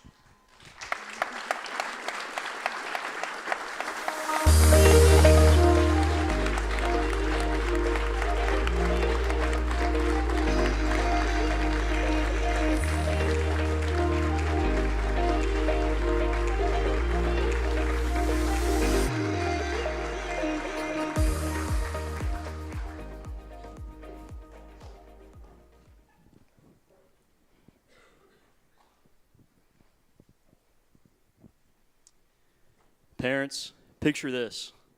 A year or two from now, your child will first step foot on a college campus. More than likely, they'll be overwhelmed with feelings of anxiety and uncertainty. They may choose a major without much thought and may change said major once, twice, or even 3 times. They may struggle with time management, personal growth, or finding what internship is the right fit for them. Though it's sad, this is the reality for millions of college students across the country. Mentors are paramount to the success and growth of individuals, specifically college students, whom the future of our society depends on. Mentors are very valuable. This is a quote from Joshua Reed, CEO and founder of Lunchtable. Earlier this week, Josh delivered a powerful and inspiring speech and constantly stressed the importance of mentors, not only in his life, but in our lives as well. Mentors assisted a determined and driven person like Josh to get the most out of his talents. That is our mission for the next generation of college students. As seen here, 74% of adults who were mentored as youth reported long-lasting impact. According to mentoring.org, mentored students are 130% more likely to hold leadership positions. Also, a survey was done by Inside Higher Ed, and it found that out of 2,000 sophomores, juniors, and seniors across 105 institutions, 3/4 of the students want career advice from a mentor. But what's the problem here? See, they don't know where to look. They don't know where to look to. See, you might have alumni systems, and those work great, but the issue is they're not catered specifically towards the mentee. And that's the problem we're trying to fix. We saw the friction in this ecosystem, and we decided to make a change. I'm Serenity Hurt. I'm Peter Mara. I'm Hoyt Teague. I'm Peter Shadov. And I'm Maddie Gilmore. And together we create Mentor Stream, connecting ambition with experience.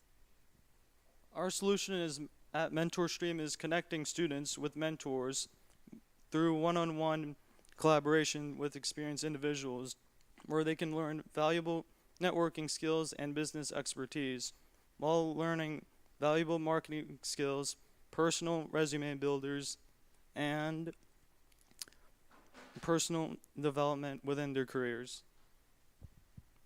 When a student first logs onto our app, they will be asked a survey. This survey is to help us gauge what they're here to do. Whether they're looking for help in entrepreneurship, finance, personal development, or business management, they will take the survey so that we can perfectly match them with the right mentor. That way, neither the mentee nor the mentor's time is wasted when it comes to excelling and growing. For the first round of our app, which would be the beta version, we would like to personally source our mentors from our own networks. This includes former teachers, business professionals, subject matter experts, and alumni. We know that mentors' time are very valuable, so in the future we would like some type of kickback because we know how much mentors mean to us. Within our app, students can connect with mentors based on their field within the business area, while being able to chat and call with them, which must be done 48 hours prior. Within the app, students can create a login ID to keep track of their scheduled sessions with their mentors, while also keeping track of their messages between mentors and mentees. Currently, there are 1.9 million business college students in the U.S. And of those 1.9 million, there are 581,400 D1 business students. And if we were to capture at least 1% of that market, that would equate to 5,814 students. Our target audience is constantly scrolling. They scroll when they wake up, they scroll when they go to bed, they scroll when they eat. And when they scroll, we want to be there. That's why social media marketing is one of our main objectives when it comes to marketing. We'd also like to be on campus, whether that's walls, halls, or bathrooms. Everywhere you look, we want you to see MentorStream in order to build brand awareness and curiosity about who we are and what we do. Finally, we like to be at campus events, whether that's sponsoring clubs at the business school or attending games like basketball games and football games, and whether it's on the Jumbotron or in a booth, we want the students to know that MentorStream is there as a resource to help them grow. Moving on to our pricing, our basic plan is priced at $7.99 a month. In this plan, you get two 30-minute calls, text with mentors, and access to MentorStream groups. In our premium plan, it is priced $14.99 a month. In this plan, you get unlimited 30-minute calls with mentors, text with mentors, and still access to those groups. We also offer a 1-month free trial. Moving on to the financials, our startup cost is going to be $257,000. With our 1% market of 5,814 college business students and our fixed and variable costs, along with our 2-tiered pricing plan, we hope to break even in month 4. Now moving on to the customers. We did a survey of 24 college students, and in that survey we asked them the question if they think college mentors would be helpful in their college career. 100% said yes. Out of that survey, multiple college students also said that they would be interested in our platform and be willing to pay the price for MentorStream. MentorStream is an interactive app specifically designed for college students. Our app is available on the Apple Store and Google Play. At the beginning of our app, it will direct you to a personalized survey, which will then match you with your ideal mentor based on your responses. Our pricing is designed with your budget in mind, making MentorStream affordable for all of our students.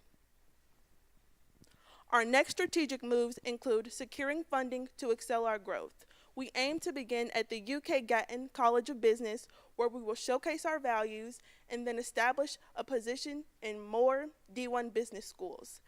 These strategic steps will then solidify our position in the market and pave the way for expansive growth. Thank you for your time.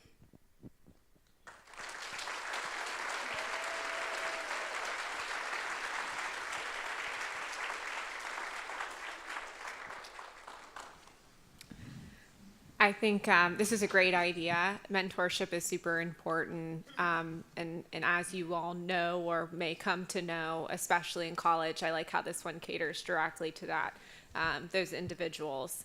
I had a couple of questions just based on you kind of creating this ecosystem at one college and what that looks like as it moves forward. So I know you had the premium app, which kind of connects them to a mentor, and they get like unlimited calls for 30-minute calls throughout that month. Can you tell me how you keep a mentor and a mentee's relationship there once they've met, and them not, canceling the app and kind of meeting them in person and moving on from that? Or maybe that's your intent, getting folks on the app just to make that initial connection and then them deleting it after that. So can you talk a little bit more about the long-term plan? Yes, thank you. That's a great question. So we know that that might be a problem we run into, but we have also thought that if they want to leave the app, we think it's great because we're very focused on our customers. We are here to help propel the students, help propel the next generation of business students. And while they might leave, and we would be sad for that, some of the reasons for them staying would be like our access to groups. So we would have these groups made up of super, obviously very highly motivated mentees and mentors that cater to all different niches. For example, sneakers. Like that's such a big market right now. And you would be getting together with all these mentees and mentors that are really focused on sneaker flipping and what that might entail. So while that is a possibility, we really hope that they see the value in connecting with other really driven mentees and mentors to continue to grow themselves. Awesome. Thank you. Yeah, great presentation, y'all. Mentorship is definitely super, super valuable. My question is for your mentors. I know you said you want to source people who are kind of already in your network at the moment. I guess my biggest question is, how are you going to incentivize those mentors to want to dedicate that much of their time to your company? I realize maybe at the beginning stages that people are going to do it out of the kindness of their heart and wanting to mentor people. But I think as time goes on, if you're offering unlimited 30-minute calls and somebody's giving up their time for you to make money, it seems like a kind of shaky business plan. What does that look like as far as the kickback or the return that the mentors are going to get to make sure that they want to continue to be a part of your business? Yeah, so that's a great question. Thank you for your question. Moving forward, right now we're going to focus on our networking like we have said in our presentation.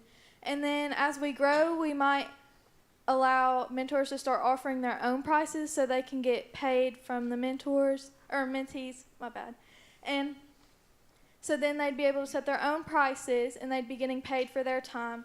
And then if we want to continue with that, we might start taking a percentage of their profit so we can also make profit on it.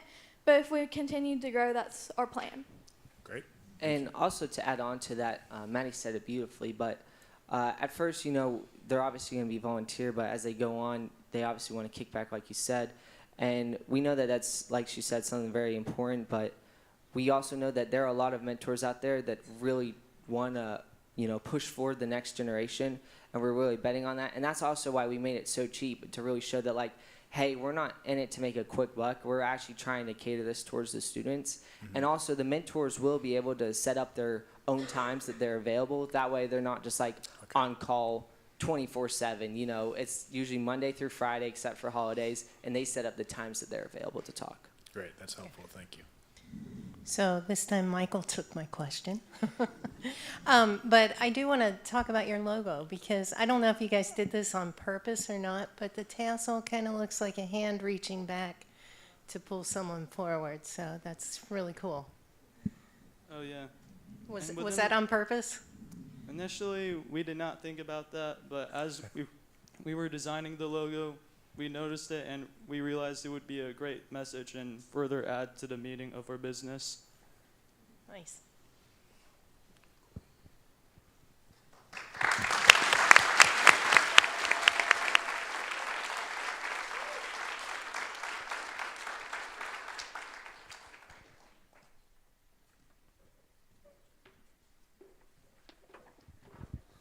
Great job, guys. Well done.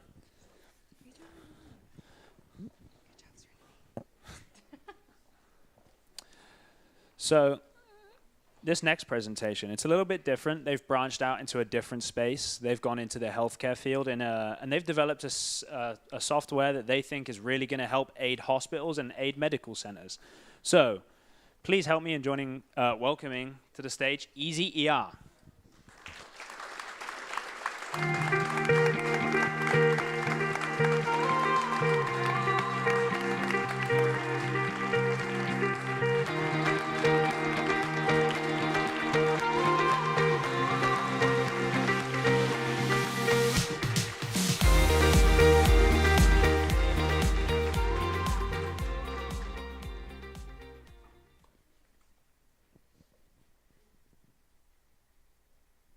Hi, I'm Alice Hughes, CKO. I'm Sophia Scher, CFO. I'm Nora Martin, CEO. I'm Hayden Davis, CTO. And I'm Will Mergel, CMO. Let me tell you all a quick story. I walk into the ER and I check in. I go back to my seat and I wait. I wait for a whole hour. Then I go back, they triage me, and then they send me back out to the waiting room. I wait there, I wait some more, and I wait some more. I wait for a total of 11 and a half hours. Finally, I start shaking and violently vomiting. They take me back and they try to fix what's wrong inside of me, but they can't. And eventually at 7:25 in the morning, I die. This is the true story of Anthony McGowan, a 56-year-old Kentuckian. 2 hours and 44 minutes. That is how long the average American will wait in the ER today, although some wait longer. 32% of the 140 million people that visit the ER yearly are classified as not urgent visits, meaning that nearly 45 million of them do not need to go to the ER. Some of the key causes of the overcrowding in ERs would be the uncertainty of patients, of whether the problem actually needs to go to an ER or just a normal urgent care clinic. Another cause would be hypochondriacs, who anytime they have small symptoms, they think it could be a big deal, so they rush to the ER. And then third cause would be people who don't have health insurance, because ERs are obligated to take anyone, even if they don't have health insurance. So, what's the solution to this? We have developed Easy ER, innovative care that is always there. Easy ER is a mobile app that assists in lowering wait times in the ER. It also decreases the crowds in the waiting room. We have two main goals for our app. First, to pre-screen patients so that we can clear out all the people in the waiting room. Second, to take the stress off of the emergency care workers. How do we do it? Our app will provide patient pre-screenings that will lead them to an online triage center, which will sort them through based on the severity. This will lead them to know if they need to go to the ER or the urgent care. This will also, if they don't want to go to either, they can also call a teledoctor through our app. We have four main features in our app. First, AI pre-screenings. We will ask you a series of questions. You will answer the questions, and then AI will analyze these questions and tell you how severe your symptoms may be. We also have a 24/7 teledoctor. So if AI is not for you and you feel more comfortable talking to a human being, then you can do that as well, and they will tell you how severe your symptoms are. We also have a directory which will direct you to the nearest ER or urgent care depending on what you need. And lastly, we have an online medical library, which is a vast resource of information on how severe your symptoms are.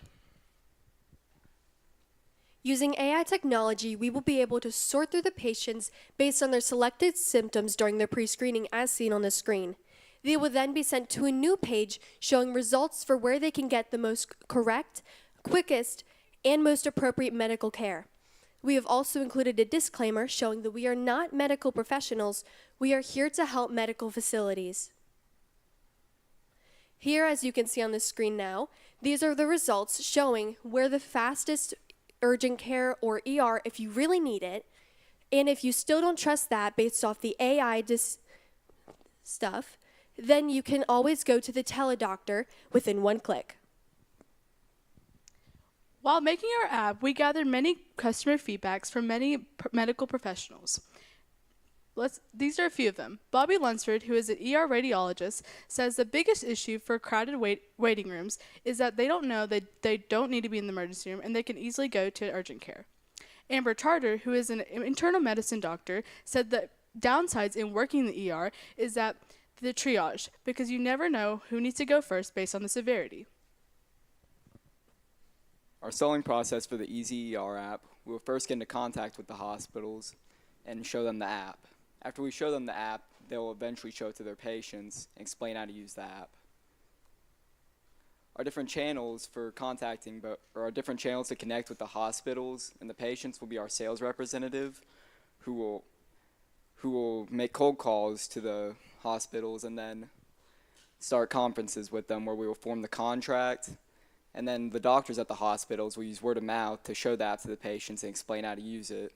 Then the patients will connect with us through the app. These are a few of our competitors. One thing they all have in common is that they have telehealth incorporated into their app.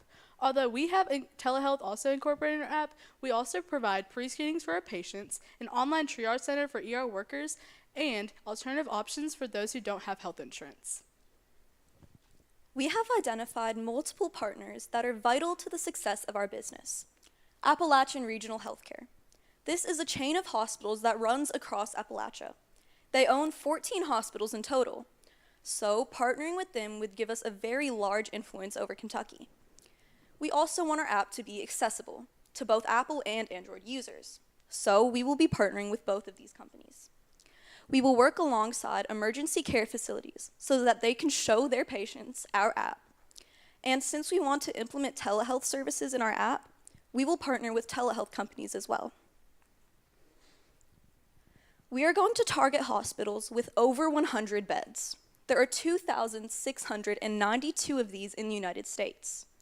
36 of those are in Kentucky, and the 11 largest hospitals in Kentucky is what we think we can obtain. It would take us about $306,000 to start up this business. We would charge hospitals $95,000 per yearly contract. This means we would only need 4 hospitals to sign in order for us to break even, and we estimate that we can do this in less than 12 months. Our overall goals for this company is to reduce non-urgent emergency visits, reduce non-insurance emergency visits, and have at least 50% of patients in Kentucky download our app. This is Easy ER. Thank you.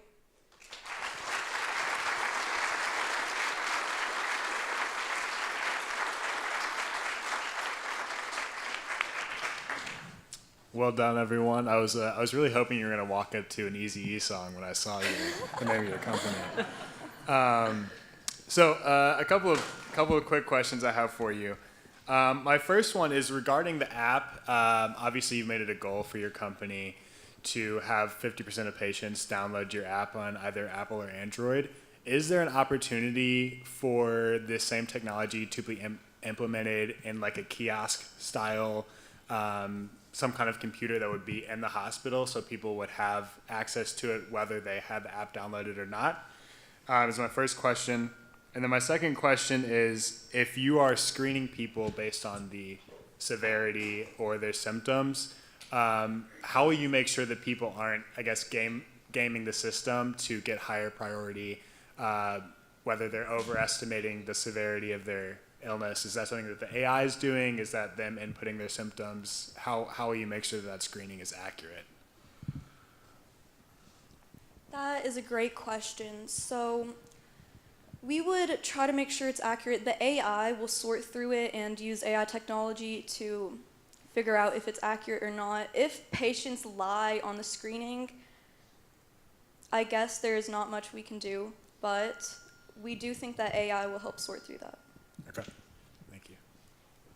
For the kiosk question, we have talked about that and we thought it through, and we thought that maybe we could put something like that in the hospital when we partner with them. So would that be part of the contract if a hospital Yes, sends a that contract? would be part of the contract. Thank you. Implemented. Okay, cool. Thank you. That was really great and interesting to see. I know using apps to talk with doctors or go through this process are becoming more and more familiar to all, and I think the trust in using them are only growing. So I think there's definitely a space for this, and I didn't realize how much of overflow that these ER places are seeing. So that's interesting statistics to hear. Can you talk a little bit more about how the app would be implemented? So it sounds like the customer wouldn't necessarily pay for the app, right? And if they were just if they routinely go to their doctor, is that when they would find out about the app? But you also would have some ways to get out through other marketing ways to promote to just maybe someone who doesn't go to the doctor that often, or can you talk a little bit about that? Yeah, that's a really good question.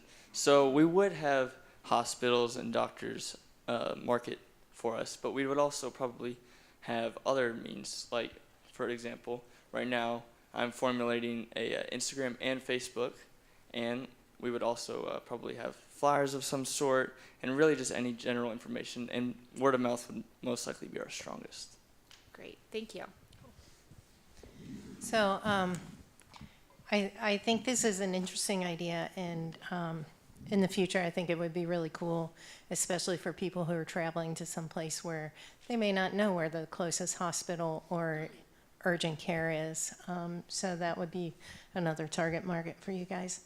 I was wondering about, you said it would determine if they should go to the ER or to an urgent care, and I know around here, I don't know how it is in other parts of Kentucky, but around here there are certain urgent cares that can take care of certain, like some of them they won't give you stitches, or they don't have an x-ray machine or something like that. Do you have that differentiation in the system too? Yes, that actually is a really good question. So on our app, we will give them locations for each urgent care or emergency room. And on the urgent care, it will give them a list of what specialists are there. So like if you have a certain need, like if you need to go get a scan, there's a radiologist there. Or if you need an ER, like if you need anything, there will be specific titles there for you. Okay. Yeah, cool. Cool.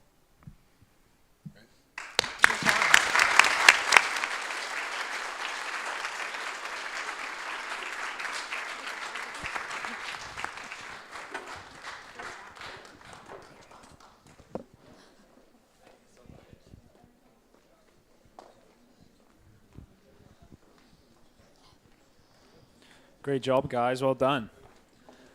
So, we're fast approaching the end. We are going to move on to our penultimate team for this afternoon. This is another group, I think, that's found a subject that's really close to their hearts, and especially something that some of them being from rural counties, this is something that they feel really passionate about. So, please give a very warm welcome to Beep Freak.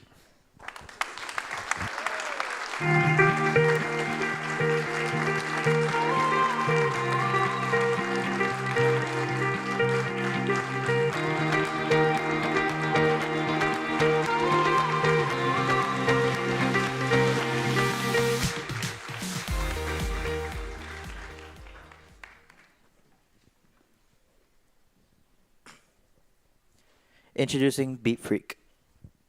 My name's Tanae Ether Polly, and I'm from Louisville, Kentucky. My name's Phoebe Barlow, and I'm from Lexington, Kentucky. My name's Garrett Cassidy. I'm from Laurel County, Kentucky. My name is Celeste Duran Martinez, and I'm from Louisville. And my name is Evan Green, and I'm from Graves County, Kentucky. Good afternoon. By a show of hands, how many of you drove here today? By a show of hands, how many of you have ever felt overcharged or scammed by a mechanic? Well, you're not alone if you raise your hand. Picture this. My sister is taking her car to her dealership for a routine oil change. She trusted that the mechanic would get the job done quickly and correctly, but soon that trust was completely destroyed. As soon as she took her car for a drive, she realized something was completely wrong. The mechanic had forgotten to put the oil back in her car, which in result completely totaled it. As you know, cars are very expensive, and the mechanic did not give her a large amount of money to pay for a new car. This affected her financially, as well as her trust in mechanics and dealerships for years to come. Sadly, my sister is not alone either. When we asked our fellow GSE classmates if them or someone they know had ever been scammed by a car dealership, more than half of the room raised their hand, just like you guys. We made them fill out this survey, and these are some of the responses we got back. From people saying that they were not satisfied with the job, the dealership tricking them, and multiple people saying that they've been overcharged and it took hours to fix. So there's obviously a problem in the car repair industry. With that survey, more than 70% of the drivers did not trust their mechanic and felt overcharged. This problem has two perspectives though. One from the vehicle owner side, who feel a lack of trust between them and their mechanics, the affordability and the lack of knowledge that they have, and overall being overcharged. Now on the mechanic side, they feel a lack of capital, meaning not enough resources and the lack of organization that they have, and overall their certification. But we are the solution to your problems. Introducing Beat Freak, repairing trust between vehicle owners and mechanics. Think of us as a combination of Match.com and Fiverr. Match.com is a way you can connect with people and create lifelong relationships. Fiverr, on the other hand, connects freelancers with customers. We want to use these two ideas to create a solution that achieves our mission. But what is our mission? Our mission and service is to be trustworthy and transparent. We want to do this by creating a personal relationship between the mechanic and the vehicle owner. We also want to be informative. We want to make sure the vehicle owner is informed about everything that happens with their car. We also want to be supportive and community-driven towards our mechanics. We want our entrepreneurial mechanics to be trustworthy, and we also want them to feel supported with their customer base. Ensuring trust is one of our top priorities at Beep Freak, and we're going to do that in a multitude of different ways. First, we're going to go ahead and completely separate the repairs from the diagnostics to ensure that each customer is being fairly charged. Next, we're going to require certification, a 5-job trial period, and background checks on both resumes and garages to ensure that mechanics are quality and will satisfy each customer. Finally, in order for the customers to trust Beep Freak, we're going to trust the customers by looking at their reviews and ratings under each mechanic's profile. This is what a prototype of our app might look like, going from left to right. First, there's a community board page where mechanics can self-advertise very easily while also giving customers an access to nearby mechanics. Next, there's a chat feature. This is for customers to get details about their service. This also includes a safety feature where mechanics or customers can report any unwanted messages. Next, there's a car garage. This is a place for customers to easily organize their different cars and repairs. And finally, there's a customer profile page. This shows the past orders for quality assurance and also shows payment methods. The mechanic side of the app looks a little bit different. On the left, there's a job section. This gives details such as the type of service, the car type, the urgency of the repair needed, and the location. In the middle is the main hub for the mechanic to organize their different services. It also gives very easy access for the mechanic to message the customer. And finally, there is the mechanic side of the app on their profile. This gives information such as their rating, different certifications or specializations, pictures of the garage for their customers, and past customer reviews. Here at Beep Freak, some of our most important values are trust and transparency. And as you can see, in relation to our competition, we own it. Now, the U.S. car repair industry is around a $200 billion industry with around 707.6 million existing in Kentucky alone. And we expect to target around 1% or nearly $7 million of that.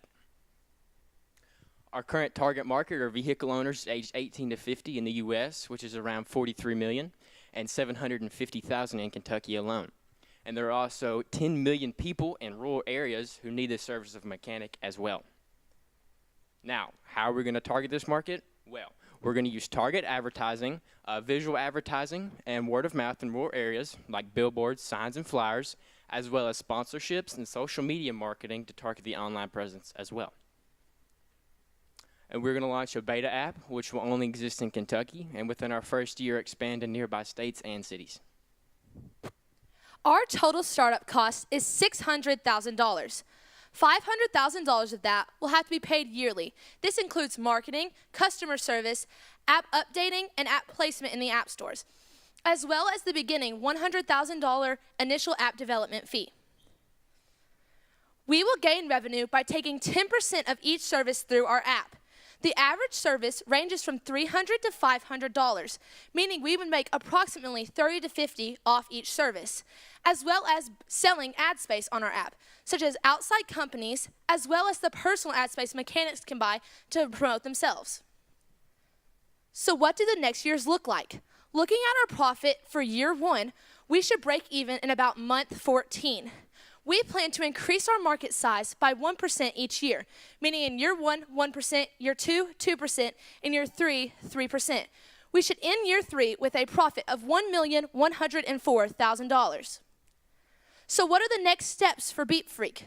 We plan to diversify to other types of businesses, such as boats or houses, as well as make key partnerships with companies such as AAA or other car insurance companies, as well as expand our app features with premium services as well as point systems. We also want to go outside of Kentucky and expand to other states and cities. If you want to follow us on our road to success, you can follow us on all 3 social medias here. Or you could scan the QR code with your phone and it will take you to all 3 platforms at once. Thank you. Any questions?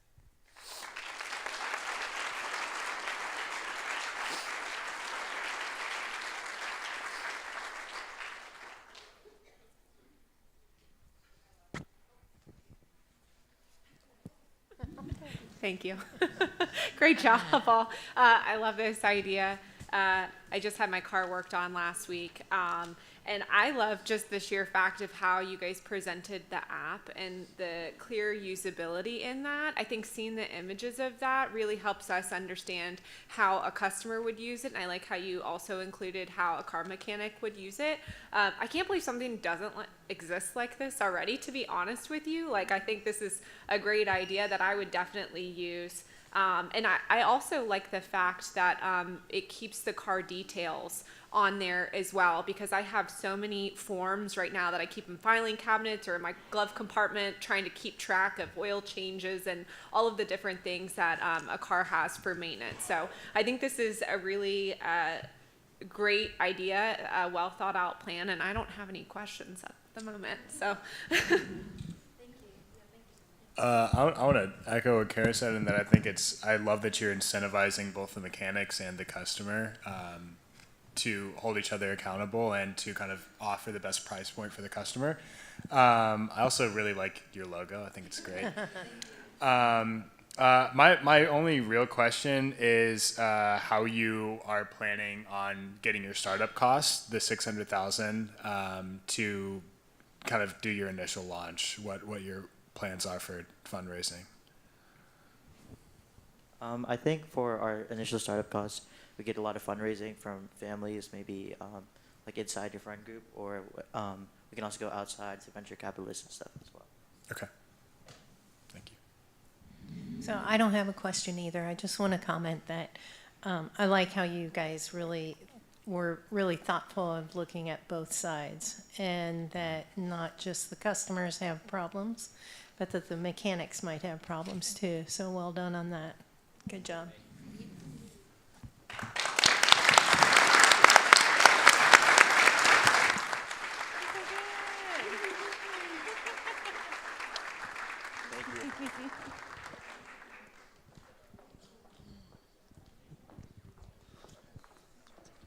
Great job, guys. Little mascot as well. So I promise this is the last group, and then you can stop listening to me talk, and I'll shut up, I promise. But one last quick story. Good job.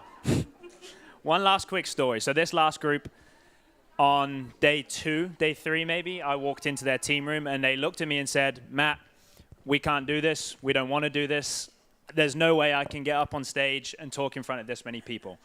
And I think that embodies about how 95% of REs felt on that first or second day. And it's just been such a journey for them to get here and feel comfortable enough to get on stage in front of you, their families, friends, and us. And I think that just really echoes how well our staff have done. And I hope that you've seen that change in them as well.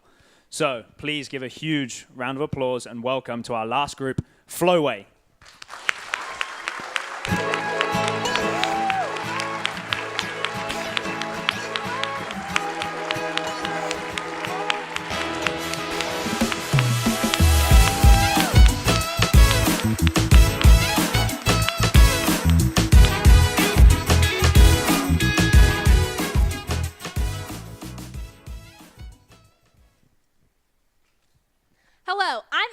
Baking. And I'm Briley Whitledge. I'm Monica Tanner. I'm Brianna Grider. And I'm Zainab Hyder. And we are Flowways!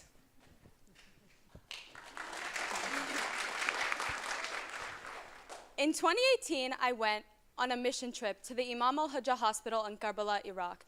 There, I went to orphanages and women's shelters to support people and donate to people in need. When seeing the sheer happiness of young teenage girls when receiving menstrual products, that's when I first realized that basic necessities for me are luxuries for other women around the world. After doing some more extensive research, we realized that this is the reality for more than we thought. 500 million women worldwide struggle with period poverty, meaning they can't afford simple menstrual products for themselves.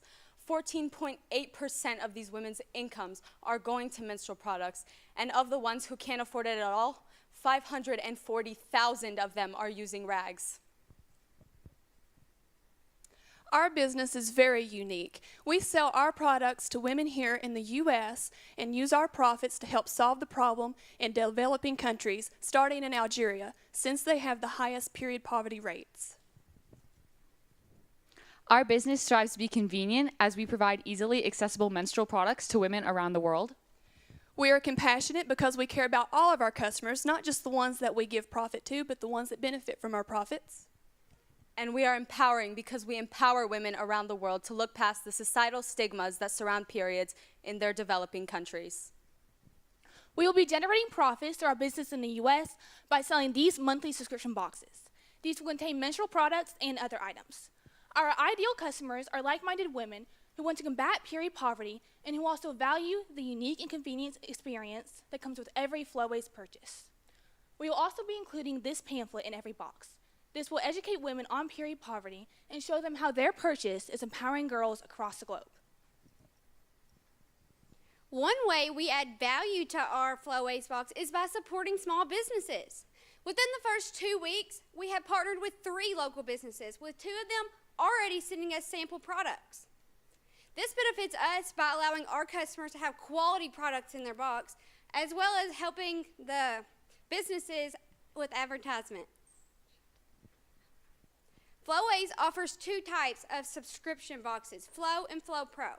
Flow is our basic box, and it offers menstrual products such as pads and tampons. It also offers hand sanitizer and soap in it as well, and this is going to be priced at $15 a month. Flow Pro is our luxury box, and it's going to include everything Flow has with the menstrual products and the personal care items, as well as the other monthly goods from the local businesses. And this is going to be priced at $25 a month. After customers purchase either of these boxes from our business in the U.S., all profits will then go towards making menstrual care bags. These bags will then be sent across the globe to countries that struggle with period poverty. They will be sent directly to local schools and hospitals so they are easily accessible to all girls in need. The menstrual bags will contain reusable pads due to their sustainability and easy use. Reusable pads can last from 8 to 10 years and are way more hygienic than the 540,000 women in the world that use rags today. As we know, the women receiving these bags have little to no access to menstrual care items at all. This is why we have created a 2-in-1 bag that doubles as a shipping container and a place to store your menstrual products, as well as a heating pad. All you have to do is put rice and warm it up and put it on your stomach for menstrual cramps, your headaches, or any other period problems. Lastly, we will be including an educational pamphlet. These pamphlets will be written in native languages and will teach girls how to properly use their reusable pads and how to manage their overall menstrual health. These pamphlets will also work to reduce negative stigma around periods by providing positive information about menstruation. Lastly, these pamphlets will work to spread awareness about Flowways so that we can reach as many girls as possible.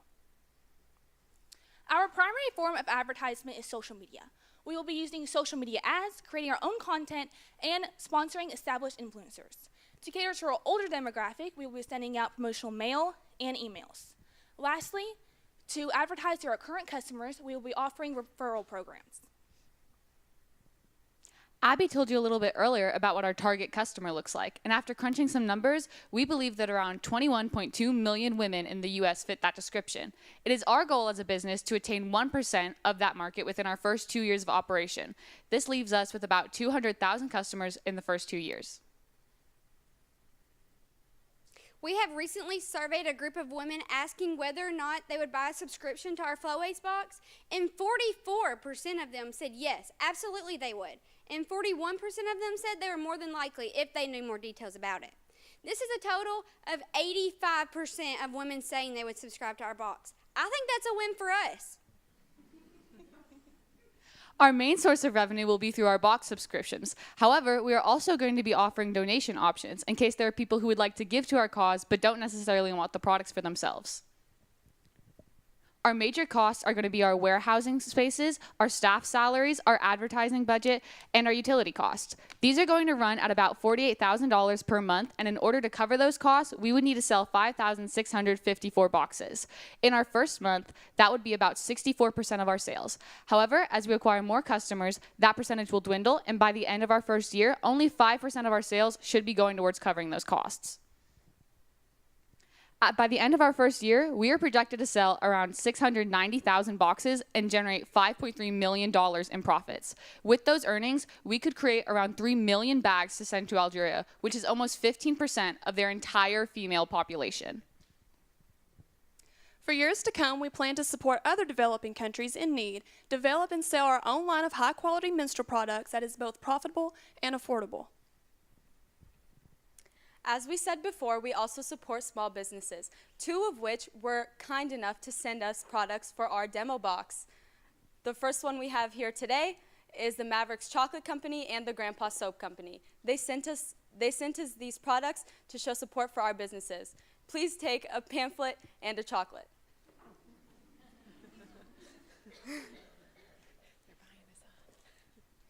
We are Flowways. Join the flow of change.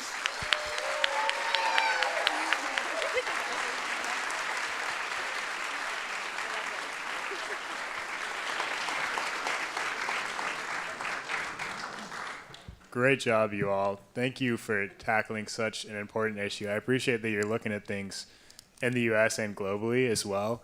I know that you have talked about kind of partnering with small businesses. This is awesome. And also eventually developing your own product line. My only question is, have you considered what the opportunities would be for wholesaling to maybe offer products that are a little bit lower priced for consumers, or maybe to subsidize shipping costs, since it'll be likely in such large quantities? Thank you so much for that question. For our startup, that's not something we've considered yet. However, in the future, as our business develops, that would definitely be something that we would look at for the future. Yeah. Great. Thank you. I like the demo box. This is pretty cool. This is the first one of the day. Is my mic on? Can you guys hear me? You can use mine. Okay, thank you. So great job, and it's cool to have something to look at, to see how it's packaged. I think it brings it all together, and so really well done. I think this is again a critical thing that many people don't realize how impactful it is in some of these developing nations, and I love a good subscription box too. And I think similar to like how Bombas does with their socks, I think when you tie a need to a product, it can really get a lot of support behind it. So I think well done. I don't have any questions for you all, but really liked your presentation. Thank you so much. I do have a question, but before I get to that, I want to say well done. It was a very good presentation. And honestly, if I didn't have to go out every month and buy this stuff and it was just sent to my house, that'd be awesome. You, in your subscription box, I'm not sure what brand that is in there, but in the picture you showed Tampax. Are you going to be, in your subscription boxes, you'll be using national brands, I'm assuming, and are you partnering with them? We're going to buy Tampax and Always in bulk. Okay. And those are what are in the box right now. Okay. That was it. That's all I had. Very good. Thank you. Killed it.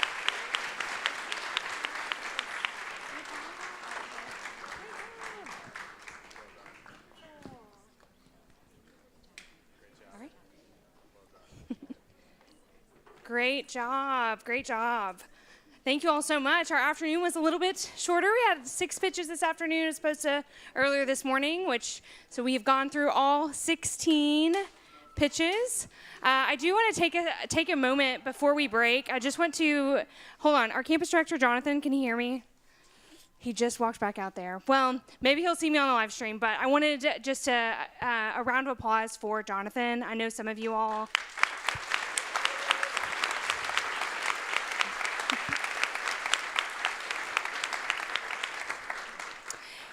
He's just worked so hard with the students over the last 3 weeks too, and I know you hadn't seen him up here, but he's been encouraging them each time they've come in, so I just wanted to take a second to mention him.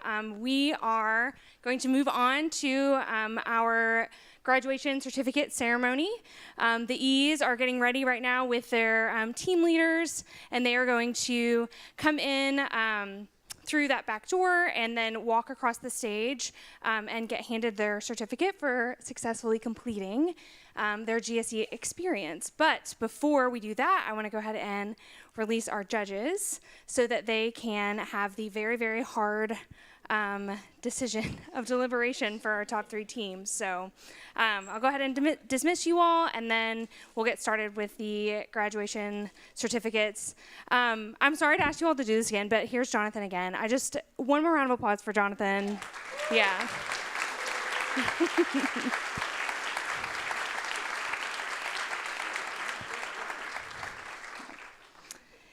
Yes, I know you all know this, but you all are raising these children, but even just taking them for 3 weeks and making sure that they're safe, Jonathan just did such a great job to take care of them in that way. So let's see. We're moving on to our TLs and graduation certificates. Anything else?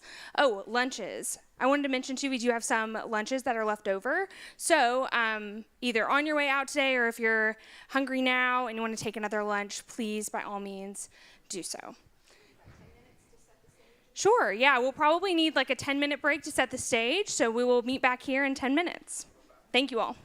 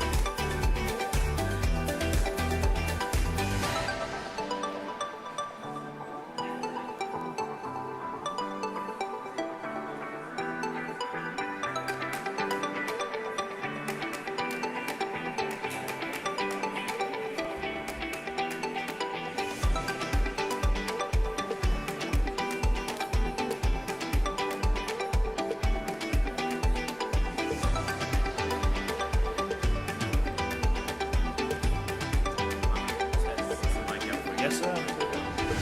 Test, test. Perfect. Got it.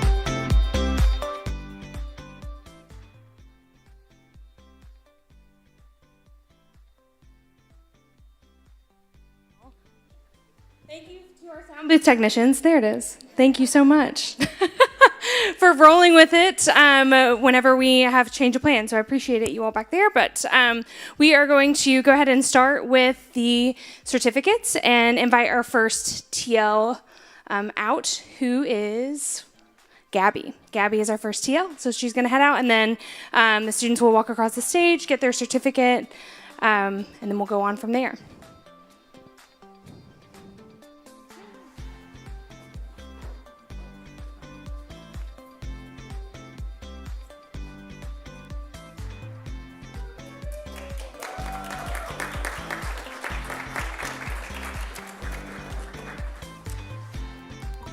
Okay, so first I'd like to invite on the stage Team 2.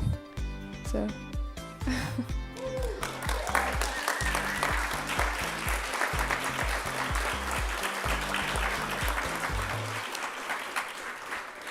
Logan Frazier.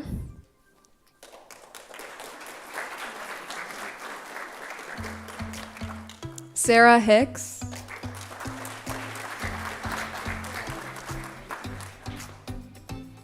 Jackson Ralph.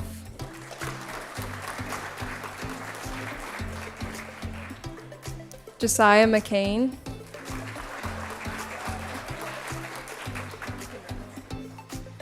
And Giovanna Gemma.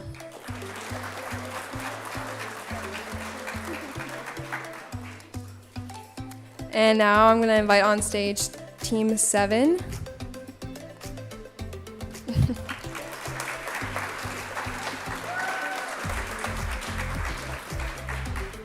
Exxon Jimenez.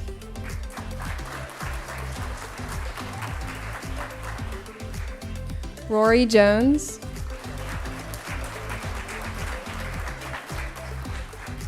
Dhruv Patel.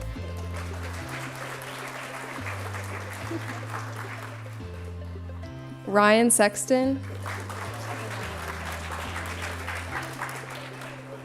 And Abigail Travis.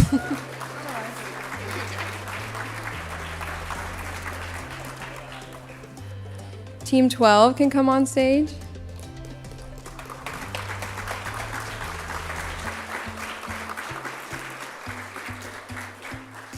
Aliyah Hilfi. Michaela Doherty.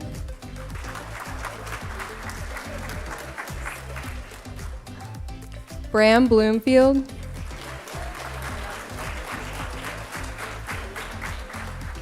Ava Hagee.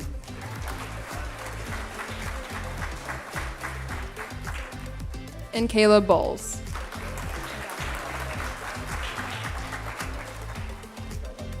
And lastly, Team 15 can come on stage, minus Jada. Finn Maddox. Wyatt McLeary. Tate Gitzinger.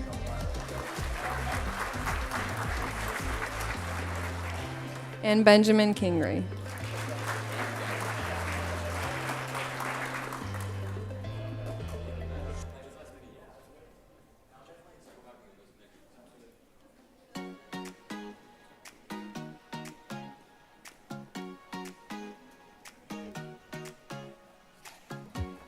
Okay, I would like to first introduce Team 9.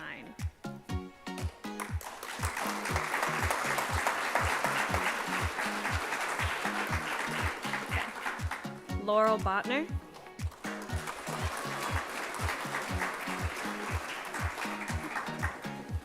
Kamari Towns.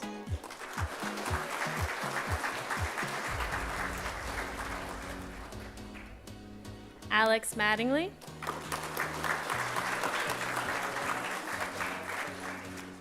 Austin Buckman.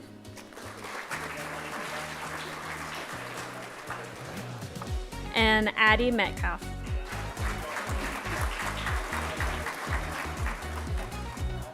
Okay, now I have Team 1.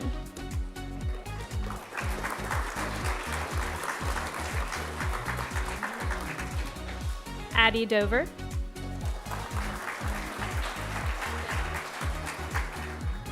Eli Fesmar,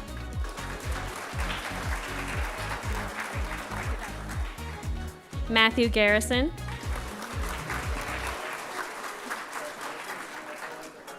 Siddhi Rajput,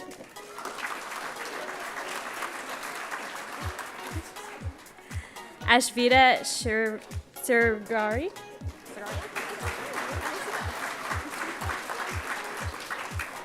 okay, now I have team 5.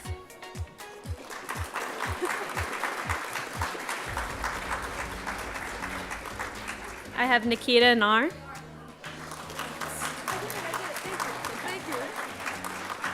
Jackson Smith, McKenna Smith, and Jaden Tipton.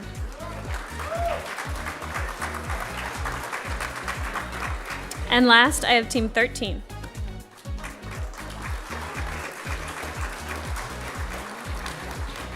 Phoebe Barlow, Garrett Cassidy, Celeste Duran Martinez,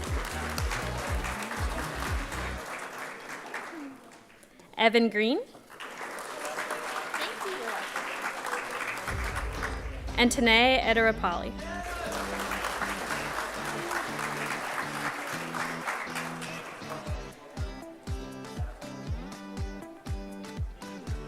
Hello, everybody.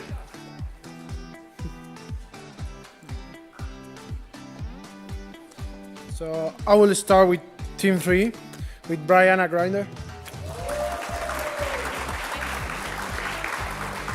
Monica Tanner,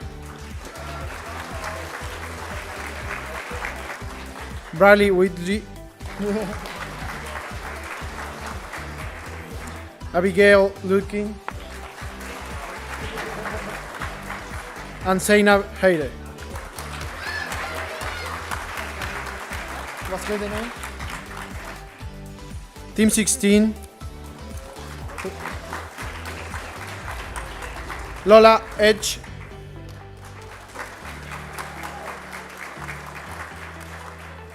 Kara Sheffer,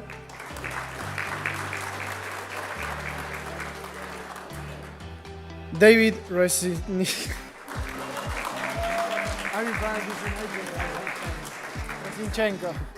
Landon Patton,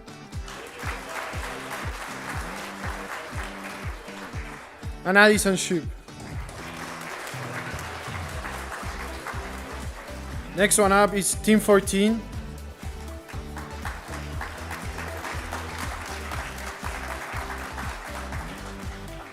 With Hayden Davis,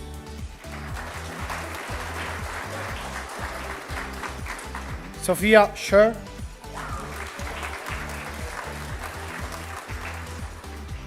Nora Martin, Alice Hughes,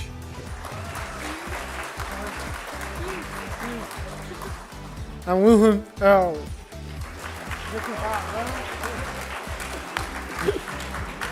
And last will be Team 11.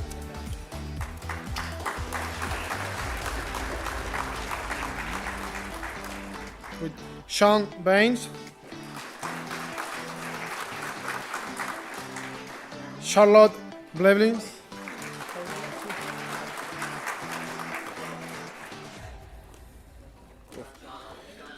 Priya Goodman, Seven Travers,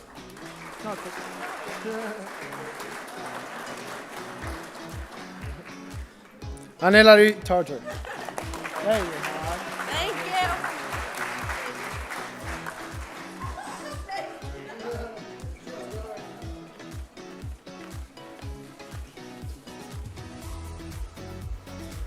Hello, everybody.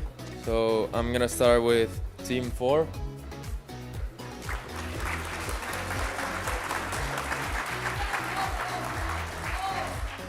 Madeleine Gilmore,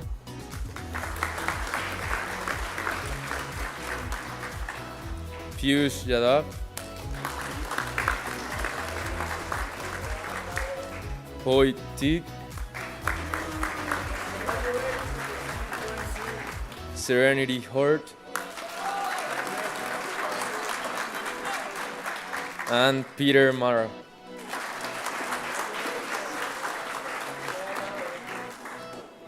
Now I'm going with Team 6.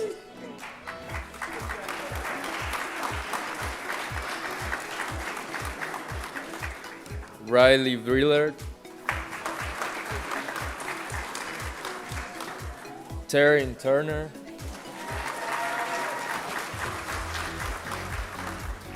Tate Hill,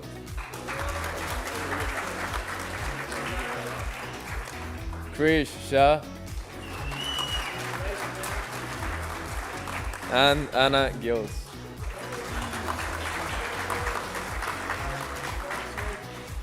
Now Team 8. Summer Brown,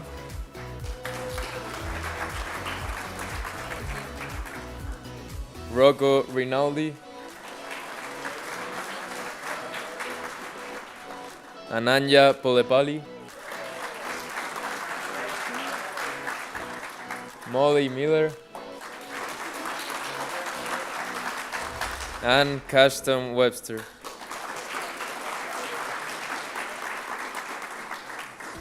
And lastly, Team 10.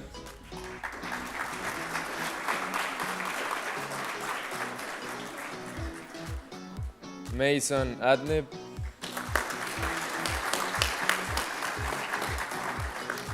Carly Hinking, Sambi Binod, Andrew Wilson, and Cindy Wang.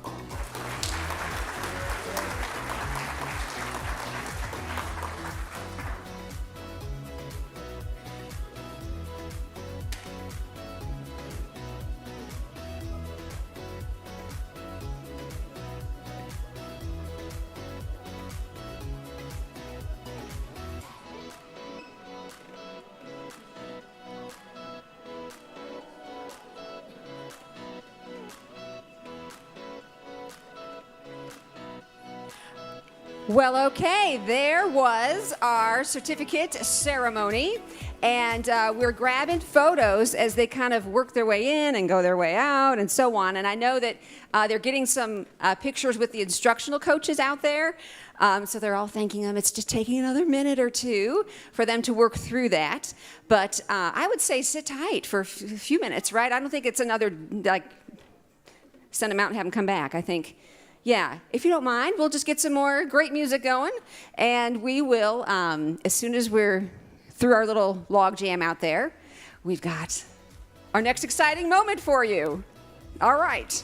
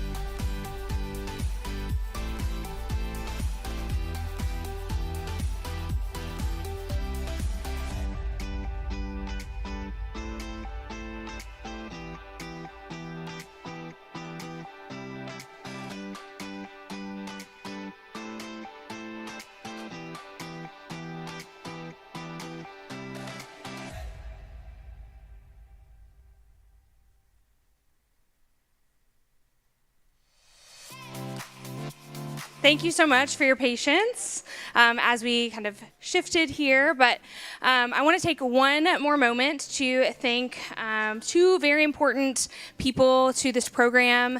They're the ones that spent so many hours with your E's going over their pitches and helping them with their networking and helping them understand all the pieces and what it takes to be an entrepreneur. And so I just want to I know they've been behind the scenes all day, but we did ask them to come forward. So a big round of applause for Mike and Jenny, our instructional coaches.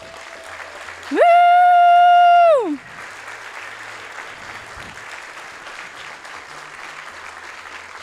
Great, great. And I also want to give our students a moment. I don't know, they can hear me, right? So please give a warm welcome to our students. Our E's.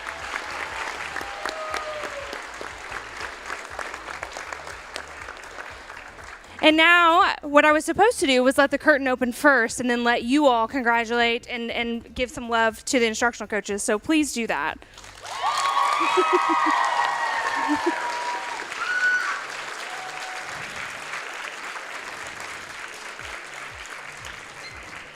Great, great.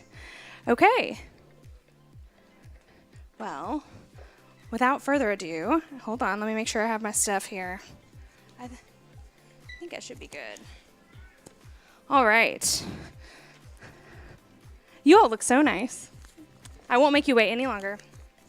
So, without further ado, we will start with our third place team for the 2024 Thomas More University Demo Day.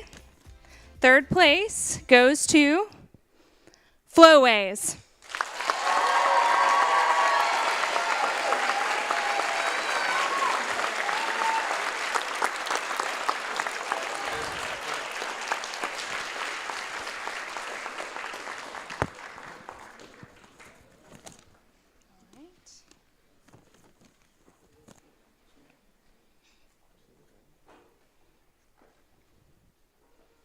Great.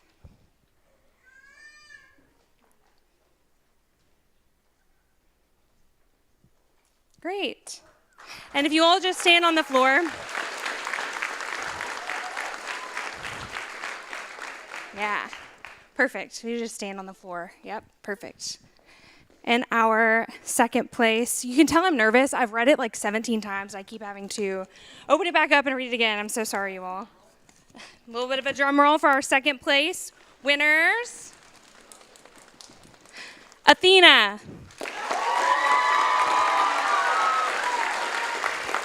Woo! Not yet.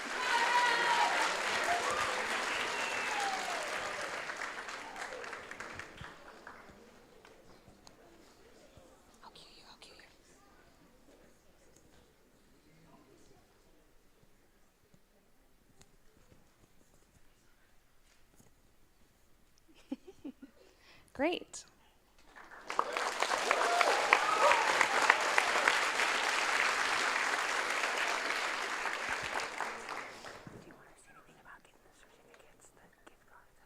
Mm-hmm.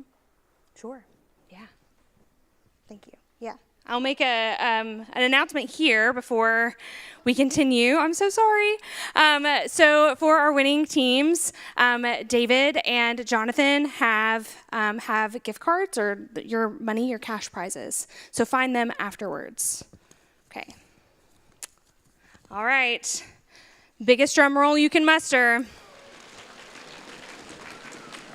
And the winners of the 2024 Thomas More University GSE Summer Startup are Oasis.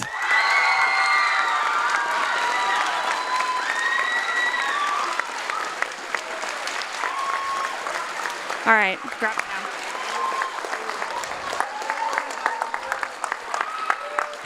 Yeah. I'm going to tell them we have a group picture. We're going to go all get set.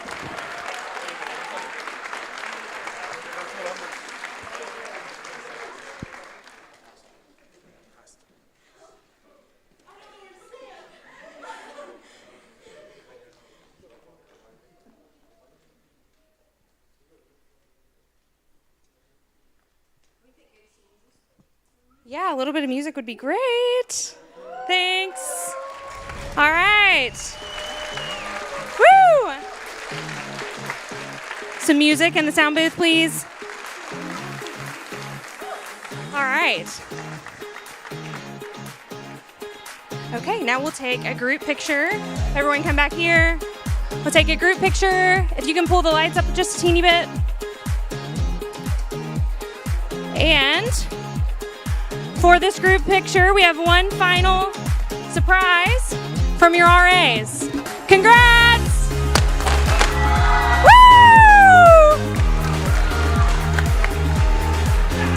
Yes! Woo!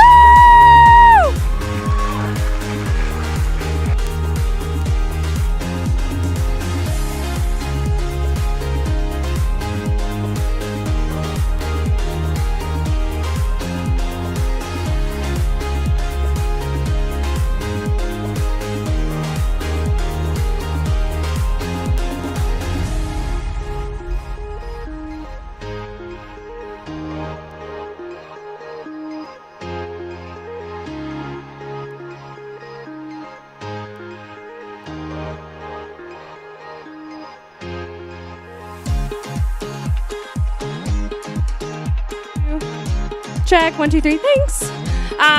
Congratulations, this marks the end of GSE Summer Startup. I'm so proud of you all. Great job, take all the pictures you want. Our RAs will help clean up the confetti, but feel free to exit the stage so you can come, just don't step down onto here like I did unsafely. Go off to the sides, but feel free to take pics. Congrats!